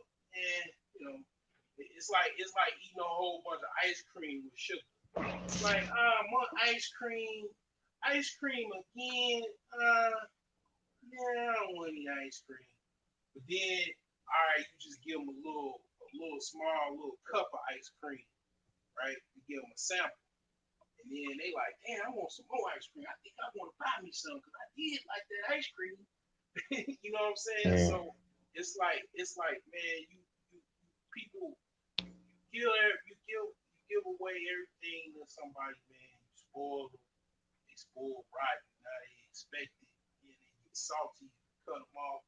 So it's like you gotta kind of like walk them down the path of like helping you, because they are actually helping you. You know what I'm saying? Because when they collect the rent, you know, he'll get a cut off of it. But he gotta get that money back to me when they pay the rent, when the tenants pay the rent. But he people smart. They don't be knowing. Oh, I know what he's doing. He just don't want to give me all the money at the same time. He just kind of like trying to help me, help him, help myself to help him. Like, that's all. Like, but yeah, that's what you gotta do to people, man. Because it's like, you can't give them everything. They'll be spoiled. Like, I'll be honest with you, man. My mama spoiled the hell out of me, man. My mama gave me that, man. I'm so spoiled. That's why I have a hard time with women, because I expect to be spoiled, man. I mean, I already know how to cook, so cooking don't really mean, it ain't like that with me, because I already know how to cook, man. I mean, my daddy cooked, my mama cooked, so I know how to cook very well. I mean, so that don't really impress me that much. I mean, I appreciate it. I'm happy with it, but you got that food stuff ain't gonna work on me. I know how to clean up. You know, I know how to clean up. I mean, I expect a woman to know how to clean up. You don't know how to clean up, man. That's shit. You know what I'm saying? Like, you don't know how to do the basics. Like, what? Like, women really supposed to be doing cooking, cleaning. You got a problem with that?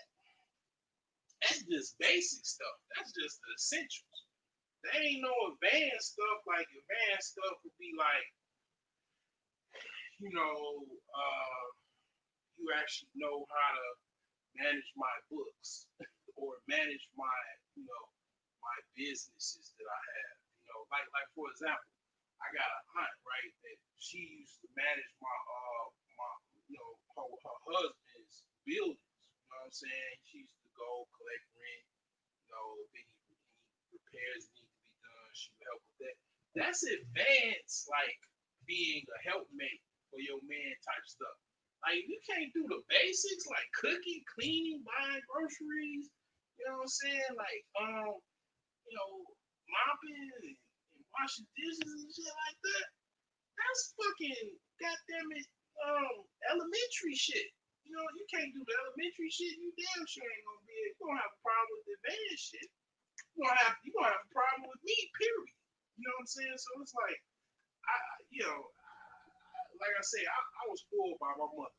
My mother, man, she goddamn it, man, would give her last, man, to make sure I had what I need. So, I mean, pimp say like your mother is the first woman that you actually pimp. You know, like it's some old crazy, diabolical, dark shit with that. But I mean, I ain't never been no pimp. But it's like, the thing is, it's like, you know what I'm saying? You learn your first woman is your mama. You learn a lot from women, from your mother. Like that's why a lot of women now have problems with men, because they don't have no man to learn from. You ain't got no man to learn from. You ain't missing that valuable game and understanding, the knowledge and understanding how to deal with a woman, how to deal with a man, all that type of stuff. You missing that. You ain't got your father around. So you got, cause like I you know what I'm saying. I went to school to be a social worker, right? So before I got into IT, I went to school to be a social worker. So like basically with men, the reason why a lot of the society, especially the black community, is where it is lopsided. So like you have the mother in the household. It's by default usually the case, right? So then the mother, she's gonna nurture and feed her son, clothe him, and everything normally, right? So he has the male, the young boy or adolescent has that understanding of what a mother or what a woman is supposed to be. What he does not have in the case of the father being out the house, he doesn't have, if he's not, let's just say he has no interaction with his father, he doesn't have that understanding of how to get up in the morning to go get a job, how to just, mold your head down and keep striving on and keep moving on. How to dress, how to talk, how to look people in the eye, how to shake a hand, how to be stern, how to mean what you say and say what you mean, all that type of stuff. He don't have that. So when he goes out in society, he's got to get it from another way. He's got to join the gang. He got to run the streets. He got to run this and that to get it a negative way. That male energy, a negative way. So he ended up being thugged out and stuff like that. But he could get the woman, right? Because the woman, right, the adolescent woman, she's got how to dress, how to talk, how to act, how to be a woman from a mother that's there. But with the father being absent, she doesn't have the understanding of how to talk to a man, how to look a man in the eye, how to respect a man, how to respect the man's might, energy, and his ability to actually put you in check. She has to learn that, and then she doesn't know how to actually she's missing that interaction with the man. So she has to figure out how to interact with the man, and a lot of times, because the father is not there, they're missing nurturing from a man. So they have a longing for men, so they end up getting attached to men that they deal with, and it becomes when a man leaves their presence, it becomes them losing their father all over again. So it's real deep, man. That's why that's another reason why I don't like to be like bouncing to different women like that, because you got women that have these neglected issues and stuff like that. So when you leave them, it's like you leaving a father all over again. You know what I'm saying? So then you have the woman, and then also she understands the person that the man that she's supposed to get an example. She has a template from her father. So without that man there, she doesn't have that template of who is actually a possible or the best possible suitor. So then now she has to do it, shoot off the hip. Basically, she has to freestyle in life and pick a guy. So who she picked? She picked the first guy she see, the thug that's out. Hey, ma, hey, how you doing? Yeah, hey, I like how you looking, ma. Hey, can I get your number? Can I get them digits? So she don't know how to decipher. She's like a easy victim, like a easy prey, right? So I can, you could, man, it's so deep, man. I can walk out and I can spot a woman that 9 times 10 didn't have a father in her life just by looking at how her interactions is, how her behavior is, how her confidence is. You know what I'm saying? So it's really deep, man. It's like it goes Mm-hmm. into like metaphysics, it goes into psychology, you know, all kind of things, man, all kind of levels of, how men and women interact, because you got the thug that is missing his dad but has his mom. He has the game because the man gets his game from his mother usually. So he's got the game to get a woman. He knows even the good woman to get, because the woman is still good. You know what I'm saying? Because it's like Elijah Muhammad. I mean, Mr. Farrakhan said. He said, ain't no such thing as a bad woman. She goes, she goes into that realm of being bad, but she starts off good. But in the guy, the thug, he sees that good woman, right? So he gets with her, and then dogs her out usually, or they go back and forth because she see her mama yelling and screaming at dudes and everything. Because 9 times 10, she drove her father away. That's why he ain't there. You know what I'm saying? So now she has a negative interaction with the man. Then he leaves her. She's neglected. She's neglected, and then now she becomes a bad girl, right? She becomes a man hate feminist and all this other stuff, and all and then lives a life of perpetual single motherhood or single womanhood, whatever the case may be. And that's why you have all of this type of stuff, man. So it's like it's really deep, man. But at the end of the day, you gotta sit down and talk to somebody. You know what I'm saying? You gotta learn and let you got problems and issues, but a lot of times ego sets in, and people don't, people. Unresolved issues, But yeah, man, I see you popped off underrated. I appreciate you joining the channel. It's been a good one. And this is long overdue. I didn't even know it was gonna be this long, but yeah, it was a good live stream. About to end this out, close this on out.